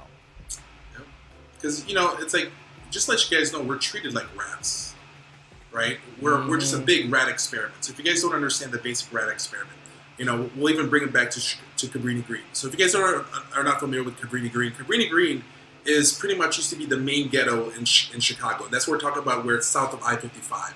So, I think Candyman was filmed there, wasn't there? Wasn't Candyman filmed in Cabrini Green? Yep. I think so, yeah, right? Yes, yeah, it was. So that's what Cabrini Green is. So you guys understand that what they did was, in a way, is there's a rat study that was done. And this rat study that was done is that as long as you provide food, resources, and all those basic things, people are not going to leave a certain area, even though the doors are open. Okay? So a lot of the times, that's how we are. It's like, just because there's a freaking 7-Eleven around the corner, I can get food there. There's a McDonald's around there. I don't need to leave the confine of my space because when I go outside, it's dangerous. The thing, though, is, and it's unfortunate that people are taught at such a young age to never talk to strangers, when the strangers actually have your money. The strangers will have the new opportunities. The strangers have the job that you want. But we're taught at a young age, don't talk to strangers, which is the biggest mistake that a lot of parents have made. But it's been programmed in your brain to not experience new things because it's dangerous out there. But that's the thing. You know what they say, when it comes to fear is something that doesn't exist. So it's just your thoughts. You go someplace, experience something, new things, don't look at everything. People say glass half empty, glass half full. I say the glass can always be filled with water. It don't matter how you look at it. So the question is right now is do something. And if you can do something with us, fine. If you don't even travel with us, don't do it, but do it for yourself. We're just trying to make it easy so you guys know somebody when you go to another country, because a lot of people fear that. Well, what if I go there and I don't know anybody? And so, well, somebody's going to be there to talk to you. So if your one objection is because you fear that you don't know anybody, well, guess what? When we do this travel thing, wherever we go, we're going to open ourselves up and say, I'm going to be here at this country. I'm going to be here at this state this month. So if worse comes to worse, if you always wanted to go, let's say to New York, when Dave's over there, you should go and be like, yo, at least I know somebody that's in New York right now. You go to, if I'm in Colombia and stuff like that, and you guys be like, well, at least I know Mike's in Colombia. Let me go down there. We don't even need to chill. We can just have a quick break and just quick coffee here and there, and it's all good. That's all that's needed, So I mean, that's the thing, guys. It's like I think that just because, and some guys think that it's too late for them to travel because I'm in 40s, I'm 50s, I'm 60s, I'm 70s. Guys, there's men right now. Just to let you know, there's probably guys in here from my channel who are 60, 65, deciding to retire, and guess what? They're moving to the Philippines. Or 60, 65, and they're still going to the Philippines. And for some of you guys, if you guys don't understand this, Philippines is the only country, right, that is actually still normalized to have a large age gap relationship. Because you're seeing a bunch of dudes who are 70s with 25, 26-year-old girls. I'm not even going to say the 18 because there's some of that too. But what I'm just trying to say is that enjoy yourself. It's the thing that you guys should do in life. Like, traveling is the most important thing that I've ever discovered in my life. And one of our boys, we're not even going to mention his name, doesn't like to travel, but every time I push him and I buy him a ticket, so like one of our boys, I bought him a ticket and I'm like, pay me later. We travel, and he's like, thank you so much for doing that. We're trying to get him to come again this time, and he's still pushing back. I might have to buy his ticket again, Dave, and be like, yo, just pay me monthly until we get to March, and then pay me in full, because, you're not going to say, I'm just saying, it's like, guys need to enjoy yourselves. And let me add another point. I'm glad you said that. Another thing that people have a fear of is that, let's say you don't know us, you know us, but you don't know us because we're YouTube entities, right? Like, I don't know you guys personally, so people are scared to travel alone. You know what? The best thing that could have happened to me was me getting the job that I have now, because I have to travel, and so it's like I go back and forth to New York, but I had to get on a plane by myself here. I have to stay in a hotel by myself. I have to walk around the grounds of New York, Manhattan, Brooklyn, Bushwick, the Seaport area, all by myself. The first trip was a little daunting. I'm like, yo, by myself, I ain't got a road dog to kick it with. But then after a while, I was like, all right. Okay, I'm just gonna move like I move at home when I'm by myself. It's just the anxiety level because you're in an area that you don't know. But once you get off that plane and you're in that new area, it's like, all right, I can just chill in my room and have a good time. I'm gonna walk around. Either way, those be better than me being at home. What I'm saying though is that sometimes you gotta get out of your own way because you are worried that you don't have anybody to travel with. It's nothing wrong with traveling alone. When I went to Vegas in May, I was dolo. Best time that I ever had. I made sure I got a dope ass room so I can enjoy myself. So I didn't have people around. But you know what I did? I'll go to the bar and eat dinner. So that way that I can have conversations with people. I met this other guy named Dave there. He's the one that gave me a Cuban cigar. He had I looked at his, I was like, yo, what you order there? And I was like, all right, I'm going to order what he had. I literally told the waitress, like, I don't know nothing about this restaurant here. I'm new. What he had looks good. Give me what he got. Me and him are talking for 2 or 3 hours. Next thing you know, his guy comes into town and he introduced you to his friends. Next thing you know that I got all their IG contacts. Now I got friends in Vegas. Just like that, just by coming down, having dinner at the bar, and just saying hello to the guy next to me. That's all you got to do. Hey, how you doing? Because everybody in Vegas is a tourist. There's no locals. There's different people working there. Like Vegas like that. So I use that example, Yeah, that's a very good example. I mean, like, I hung out with Victor, Charles. I hung out with 7 of my subscribers so far. 7 of my subscribers. So far, I've hung out with them. And then, we had some good times. Some good times. And at the very same time I've also, like, it's crazy. I'm sitting down in a coffee shop in the Philippines, over in Angeles City, Philippines and stuff like that. And all of a sudden, like, some dude just says, hey, bro, nice content. I'm like, what? I mean, and then you meet people and stuff like that. It's just, it's wicked. I think that when you start realizing that there's more people out there, that there's people that you can talk to that you probably never would have talked to in your life, and you made that decision. You know, I'm just saying, it's. And it let's really just be opens up your honest. eyes. If you lived in the area for a long period of time, you're probably bored there. Where you've been to every single food spot. Like, I've been in my house now for, let's see, my daughter's 6 years now. Wow. I have eaten at every single restaurant in my area here. And then, of course, with the panty, some of those restaurants is closed down. So when I want to go out to eat, I got to travel to find something new. Like, get on 88 or 55 or like that, right? But the point is that I've eaten everywhere in the area. I've driven everywhere here. I know everybody. I know the guy. I know the guys' faces and names. It's boring. Don't you guys want to expand yourself to see something different? You know, because as soon as you touch down, you look at it, it's like, oh my God, you have this anxiety level. You're worried about certain things. But as soon as you touch down, you're not going to have that anxiety level because you're like, yo, I'm here. I'm not in Chicago. Or I'm not in Florida. Or I'm not in California. I'm somewhere different. So let me do something that I wouldn't do normally here. Let me try some different food that I normally try here. Well, the food thing, you know, if I hand you guys certain foods, just to let you guys know, there's a chance I'm doing a Fear Factor with your ass, just to let you know. So, unless you recognize that it's pizza or it's something barbecued, even the barbecued ones, just let's just say I might play a trick on a few people. You know, I mean, there's a famous Fear Factor show where they ate this duck embryo type of stuffed egg. That's from the Philippines. So I might make you guys, you know, so just in case, just to let you guys know, if I feed you guys something, unless it's a pizza or whatever, or you ordered it, you might not want to do that there with me. I'm just saying. Just saying. And like I said, I don't know who's going to be able to do this trip. Like, we're telling the whole tribe here 7 months in advance, but Mikey's got a pretty big subscriber list. I know I'm new. I'm 5, about to be 6 months in, and we both got close to like 24,000 subs combined, Mikey. Yeah, man. Almost 25 combined. 25 combined. Yeah, 25,000. Can we get maybe 20 of y'all? We're not asking for a lot. There's 25. And by the way, you know? we got guys locally. Mog is Philippines now, so he's down there right now. He's gonna have to island hop to come to Angeles City. You know, Miyagi is in San Fernando. You know, Angeles City as well, San Fernando, Pampanga. So he's a little bit, and Miyagi is actually one of his specialty is cigars. So we are gonna. I asked him already, like, we're figuring out what type of local, you know, cigars we can make sure that everyone that shows up have it.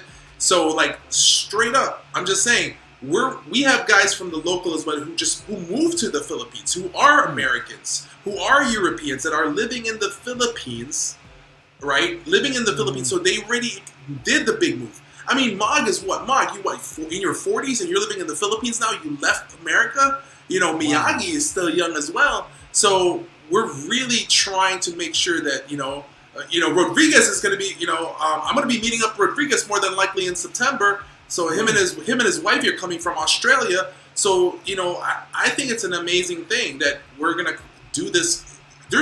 Guys, no one has ever done an international group meetup. I've been looking. Nobody has done an international party like where really everybody doesn't know each other. Like, a lot of people have traveled together with friends to go party at Ibiza, you know, whatever. But this is where we're going to actually potentially have people that never met each other, and then meet up at some place. I think it's going to be, number one, epic thing. I think a lot of guys, you know, are going to try to take up on this. Some of the bigger YouTuber guys are going to enjoy this. I mean, this is the thing but in the end, I want to make it where it's more personal. So the fact that we're having 25,000 subs right now, combination, it makes it very more personal. And I think that that's what we want to kind of have. Right. Like, that's a big number for both of us, right? To have those, but if at least you got people in the field, if at least 20, that's a dope trip. I'm not even expecting 20. Like, we had 10 people. That's a dope ass trip. If you had 10 of your boys to go kick it somewhere, like you did a Vegas trip, and you had a crew of your wolf pack. You know, like Mr. Kevin Sam talking about developing your wolf pack. Your network is your net worth. Exactly. And here's what we're saying too, guys, about me traveling solo, and I love it now. I have no problem hopping on a plane going somewhere by myself. If you're worried about going somewhere solo, you don't got to worry about that. It's going to be a crew of people here. It may not. We may not have all 25,000.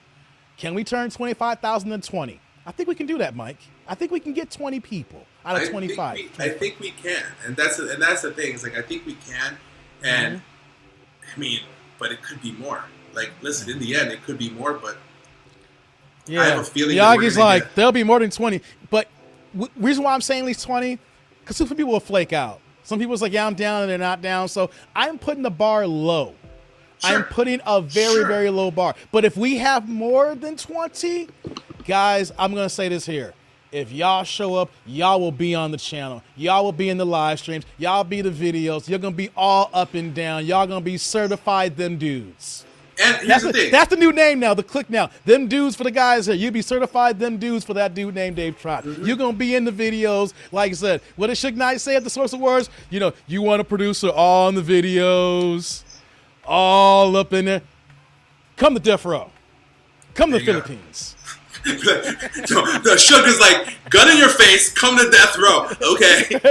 Got it, man. No, I mean, here's the thing. For some of the guys also who are like thinking of like, you know, a lot of you guys are like, man, I want to start my own YouTube channel. I want to figure out what I want to kind of do. This could also be a jump set for you to be able to say like, mate, this is instant content that maybe, just maybe, if this is something for you, you can start that position in life. Because a lot of times, guys, you have to understand, like, a lot of things that, you know, Dave's doing and I'm doing and stuff like that, there's things that because of our YouTube channel, other than our regular jobs, regular businesses that we, you know, that we have and stuff like that, those are perfect. We technically, this is for networking, guys. This is meeting people. This is what's the most amazing thing about this having this YouTube channel right now. I mean, just look what happened right now. We just joined 2 YouTube channels in one. Everybody came from mine, came over here, and now we're having conversations. That is the goal here, is to really have that. I mean, and like I said, man, just like, you'd be surprised what can be achieved in that. And you know, if that's something that you guys want to do, some YouTube stuff, then do it. It'll be even freaking awesome. Mikey, that is a great point. And I was telling a few people that some people think that it's too late for them to start YouTube. It's not too late, because everybody has a different perspective on whatever niche they're going to give at. And you have no idea that maybe your perspective can make you the next YouTube star where you got a 100K plaque on your wall because you're killing it, because the way you're moving could have a bigger base across the world than some of the other content creators doing the exact same thing. Just because so many people are doing the same thing doesn't mean they're successful. So this could be the perfect opportunity for you guys to say, hey, I've been wanting to get into YouTube. I want to have a channel, have all these ideas, but where do I start? Maybe you start now, and then this trip is the jump board, the jump off to the next level. And here's the thing too, guys, we're going to be out there as well. So whatever question you're going to have, I have no problem sitting down and talking about this YouTube stuff, because I'm an OCD nerd. Now, that's one thing that me and Mikey do on our off time is talk about YouTube. 2 o'clock in the morning. yo, by the time we get done this live stream, we're going to be talking again. Bro, I got an idea for you, man. Check out this video. Like, this is for you. Right. Or just collaborate. Hey, you know, I've been thought about this thing here. Yo, we should look into this here. Guys, we're going to be out here as well. We're already started. We're in this YouTube game. So if there's something you want to do as well, I'm not going to say no if you guys came out to kick it with us in the Philippines. We can sit down and have conversations and business things like that and tell you the do's and don'ts. You're like, I want to do this. I'm like, don't do that. It's not going to do work. That's not going to work for you. Okay, you know, just miscellaneous things like that. Because everybody should, if you're over 40, you should have your own YouTube channel. I didn't make this up. I'm taking that line from the lead attorney. Great YouTube channel. I don't know where he got that from, but I'm taking it from him. And the reason why I have my channel, if you are over 40, you should have a YouTube channel. Doesn't matter what your niche is. Start it. Get it going. Even if you have a small niche or a bigger niche, you have no idea how successful you should be. But you should have your own channel. You should be able to post content, because by the time you're 40 years old, you lived enough life where that there is something that you're passionate about, something that you're smart about, something that you can talk to somebody on a 4th grade level and expound on that so they can be interested and learn about it. Everybody at 40 has that 1, 2, or multiple things. Put that on wax. Ain't gonna hurt you. Matter of fact, you might have fun. If you're sitting here having fun talking, sitting with us here, you will have fun doing your own showing. Plain and simple. You guys saw me with a. Now here's the thing, guys. Like, here's a good example. I had a little bit mix up on my audio earlier on and stuff like that. Maybe it sounds a little janky or whatever, but this is the difference, right? Dave's got the expensive stuff, so he has less problems with those things occurring. My ass is cheap as hell, right? So, I'm going to have those problems every now and then, but I've learned how to fix it. You can do things by spending $30 or spending the thousands of dollars, I almost forgot. Oh, you got the belt out? I almost forgot before the show. I got to end the show soon, but before I end the show. Hold on, let me take out my powder then, bro. So you have your green thing, I'll have my powder. I got to make sure I bring out the championship belt. Because I got to make sure y'all know I'm coming for the Rookie of the Year. Hey, That's bro, my tagline. You deserve Rookie of the Year for the Manosphere, man. That's all I'm coming for it. I'm knocking on 1.8 million views, getting close to that 2 million mark already. You know what I'm saying? Don't go by the sub list. Go by the views, because people may not be sub. They may not be sub to me, but they damn sure is watching me. Rookie of the Year coming here. Hey, man. I wish they do the awards. I'll tell you one thing. After the travel to the Philippines and a couple of our stuff, right, we're gonna create our own award show. Be like best travel man's channel in the world. we claiming that sucker. Hey, it ain't gonna be no longer after that. It ain't gonna. Oh be shit! Hold on, Eric Martin. Eric, look, listen, Eric. It's quiet. There's no beeping. You can't make fun of me no more. So I don't have to get married anymore. My husband's supposed to whatever. Oh man! Hey, what's going on, Eric? You late, man? I know he is late. What the hell, Eric? My turn to rag on him. He was ragging on me the other day. Like Mr. Motherfucker being all late and shit. All of a sudden trying to say hello. Look at he laughing. Ha ha ha. Yeah, you late in the game there, man. Oh man. Championship. By that trip though, it won't be Rookie of the Year. I'm coming for the MVP. There at you that go, point. man. There you go. I got goals, baby. I got goals. See, I'm letting go. everybody know who coming here in 2022 want to take my this the Rookie of the Year belt. Hey, I'm gonna have to have a T-shirt custom for that, bro. So. Oh yeah. But coming back to that stuff, I am planning to make some custom shirts for some girls to wear. So, because they technically are sponsored by TDND and MPJ channel, so we might have to, have them wear some couple matching bikinis and stuff like that, or shirts, or shorts, or check out Eric. Eric's like, I have to provide some due benevolence to the wife. Eric. Gotta keep that spice alive. Keep it spicy, brother. Gotta do what you gotta do, Eric. I feel you, man. It's late at night. You gotta get that buns glazing. I feel you, man. Gotta handle business, boy. Gotta take care of wifey. I get it, man. I get it. Let me get to a few more of these chats, man, and we're gonna get out of here. I'm glad that y'all. I know that it's late. It's like 11 o'clock my time. It's like midnight in the East, and I know it's the next day over. Well, Mikey, it's already August 1st where you're at. Yep. Anyway, you're 13 hours. You've been August 1st anyway for last 10 hours already.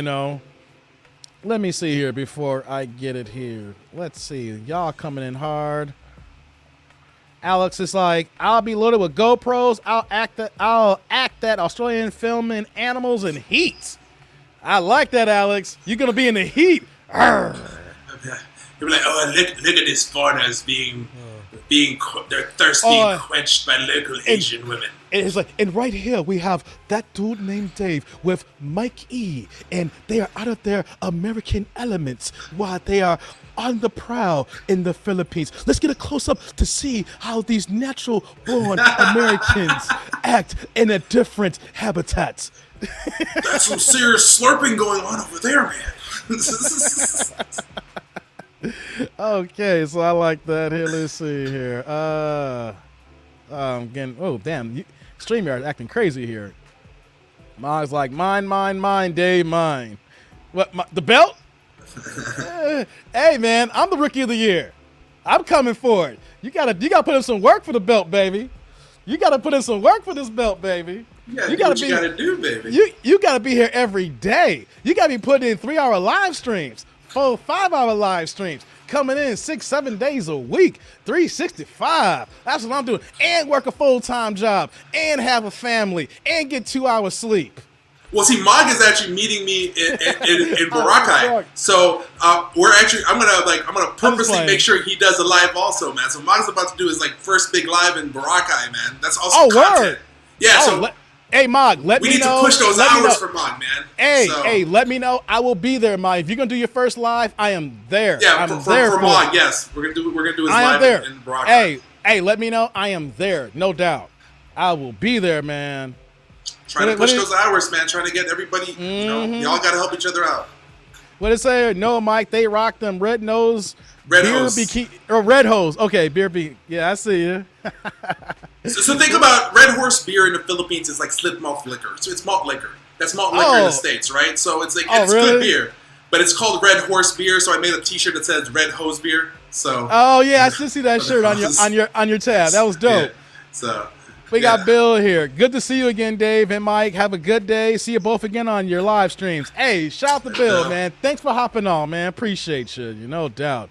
All right. Hey, what's going on, Tom? Hey, Dave. I'm here. Thanks to Mike. Turned 69 yesterday. Happy birthday, Tom. Congrats, man. 69. All right. Give Tom a shout out. Hey, Tribe, if y'all steering away, give Tom a shout out. Tell that man happy B-Day, man. 69, congratulations, man. Keep living life, man. I can't wait till I get to 69. I'm not trying to rush it, but I can't wait to make it to 69, man. Good stuff, Tom. Glad you're here. I don't think I've ever talked to you before, so if I haven't, press the like button, click on that subscribe button. Don't be a stranger. Hope to see you again. There you go. Hope to see you again. Said Rhodes Mike, I mean. Okay, yeah, I kind of figured that. Mog's laughing. Hey, it's all good, Mog. You know I'm messing with you, man. What are you saying here? Kiki should be a fluent Tagalog speaker by then. You know what, though? I used to be able to read Tagalog, Mikey. Well, it's easy to read them. And it's, Yeah, I couldn't speak it. Yeah, I was back in the day when I used to be a J-Dub, I remember I was in the literature department, right, for 10 years. So I've forgotten more literature in that religious sense. And so me and, my cousin would order different Bibles in different languages. So, hey, man, I was back between 2000 to 2004. I was getting my Tagalog game on, man. You guys got a lot of Filipinos in that church community. Yeah. There was. I was getting my Tagalog game on, man. I let it slip, but I was like, let me go ahead and order a couple of Filipino Bibles, a couple of Filipino watchtowers on the wakes. Let me go ahead and read this Tagalog. I was like, oh snap, this is on point. I let it go. Which reminds me, if Jacob, one of our boys is Jacob, right? So yeah, if he shows up. Jacob, Mr. White Boy, Pretty Boy Jacob and stuff like that. He was the guy that originally was going out with Filipinas, even back in high school. Remember that? He always had his ex-wife. He always had yellow fever. So he's never been to the Philippines. Wait a minute, I gotta ask you, was his first wife Filipino or Latino? No, I think it was Filipina. His first wife is Filipina. I'm gonna text him tomorrow. I gotta find out. Yeah, I gotta. Yeah, his first wife was Filipina, if I'm correct. But that's what I'm just saying. But he's never been to the Philippines. So you have this guy who's been enjoying Filipino food and Filipino women, never been to the Philippines, and we're making him go too. So it's gonna be a fun thing. I like this. See, this is why I rock with my crowd here. You see this here? Look at happy birthday, Tom. That's what I'm talking about here. Hey, give this man his happy birthday if he gonna show up here. Hey, Alex, that's what I'm talking about. Appreciate that. Dope, Pedro. Yeah, show Tom some love. Look at that, Kiki. Yeah, I love that. Mog, yeah, show the man some love. That's what I'm talking about here. Boom. That's what we do here. This is a community, guys. All right, we each one teach one. We all one in this bad boy. I love it. Yo, good job. Hey, congratulations again, Tom. I like that, man. 69. What you said is got before I sent here. Thanks for the beat day shout out, Mike. And so I'm going to email you. Okay, that's what's up. Look at that, more B-days. Yeah, Miyagi, happy birthday. Yeah, that's right, Bill. Yeah, good job here. What's going on, Peter? Yeah, I like that. Showing the love here. Look at that. Felix, my man Felix is here every day with me. That's right, Felix. Good job, man. Show Tom some love here on this Sunday night, Monday morning. Man, that's what I'm talking about. See, that's what I love about doing this here. The tribe, we all won here, man. It's all about good times. Man, this has been going on for almost 3.5 hours, man. I need to get up out of here pretty soon, man. That's fine, bro. That's fine, man. So we both started at year 8, right? Mm-hmm. So we pretty much started at the same time. So we kind of figured we're here, man. So that's cool, man. Let's edit out, man. So what I'm gonna do is I'm gonna exit out so you can close up and everything, man. So handle the business. Fellas, for everyone that came from my channel, come over here. Thank you so much. If you guys enjoyed the comment, make sure you like and subscribe over here at Dave's channel and everything. So, but yeah, we're going to slowly talk about this event. We're going to get there. You know, I look forward for everybody and everything. So, I even look...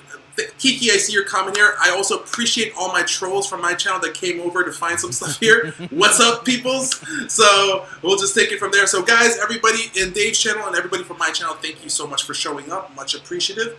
I'm going to be heading out here. Dave, finish up the show, all right, man. Appreciate you, Mike. I'll holler at you later, bro. Yes, sir. That's my main man, Mike. I'm glad he joined on, man. As you know, that's my man, Grand. You know, so we're going ready to close up shop here.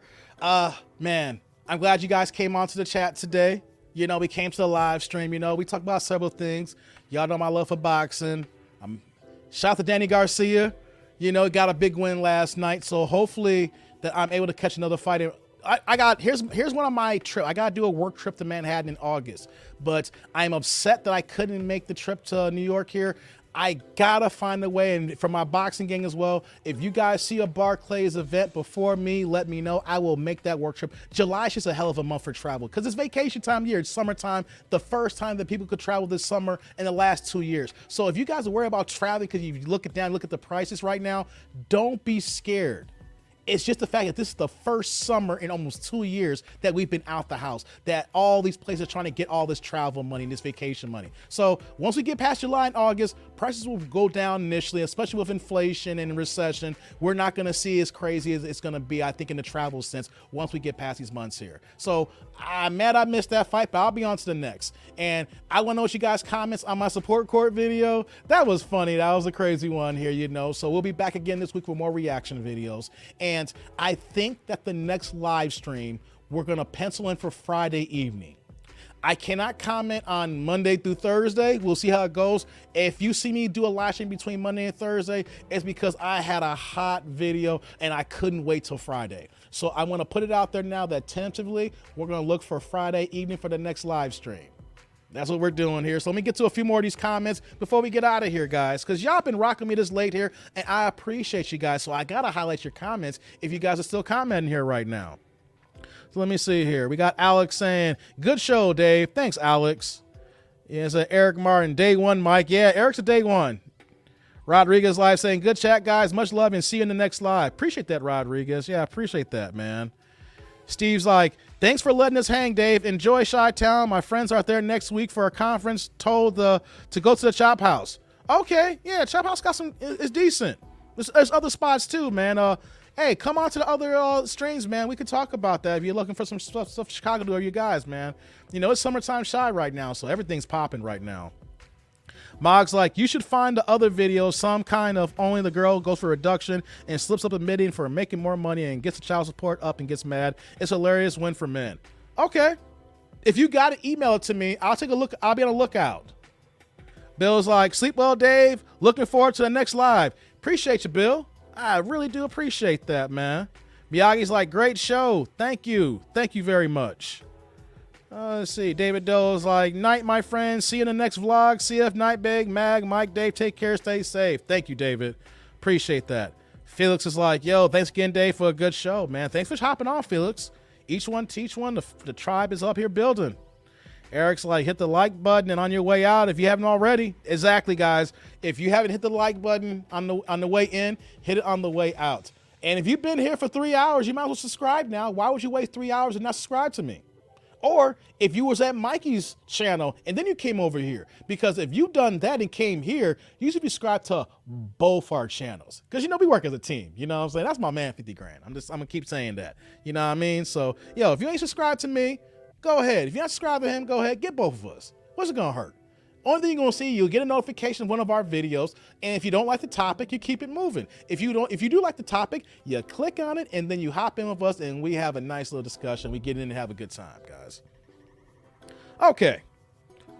I think it's about time we're going to get up out of here. You know. I got to end my music right, guys. I'm not leaving yet. Before I go, what y'all know about this, y'all? I've been playing a few times. Turn the money up, music up. Man, don't we miss Kevin Samuels? Come on now. I think I'll make this music a staple now. We can't let this die because Kevin Samuels not with us here.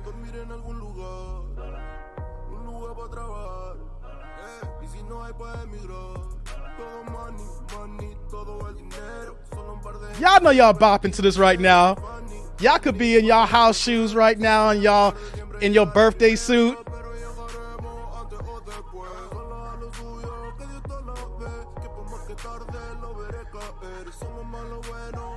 Come on, y'all know you like this track.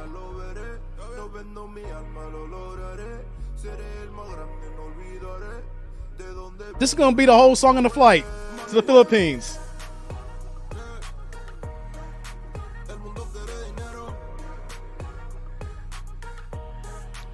Yeah. Shout out to the Godfather. Shout out to the Godfather. What y'all know about Kevin Samuels' Money Works? I can't end the show about doing this song, right? Yeah. Oh, hold on. We can't go out without the... Look at Pedro with the $4.99 super chat. $5 holla. Pedro. I'm keeping this up here, Pedro. Thank you. You dropping that Cinco with the fire.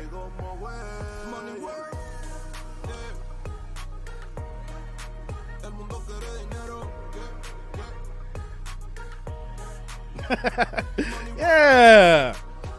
Yeah, I should be sleeping right now. What am I doing? I'm dancing, acting the fool.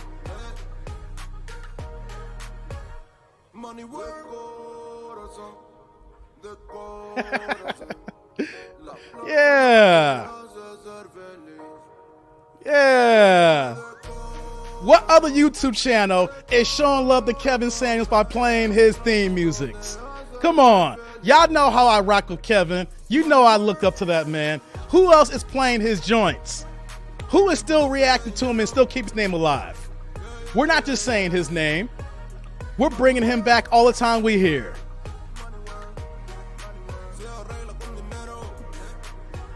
Yeah. Yeah. I don't care who talks about me. I don't care if y'all clip this and try to say, hey, look at this fool on YouTube right now. You know, if I'm a fool, then that means all y'all fools and Kevin Samuels a fool and we ain't no fools. Yeah. You know what? We're going to end the show now. But I might go out, but I'm going to leave the music playing. It's on repeat. Yeah. Okay, guys. On that note, look at us here. Mello, I see you before. KS the Great. Thanks for chopping in, Mello. You're welcome. What's going on, Mango? Yeah, great show.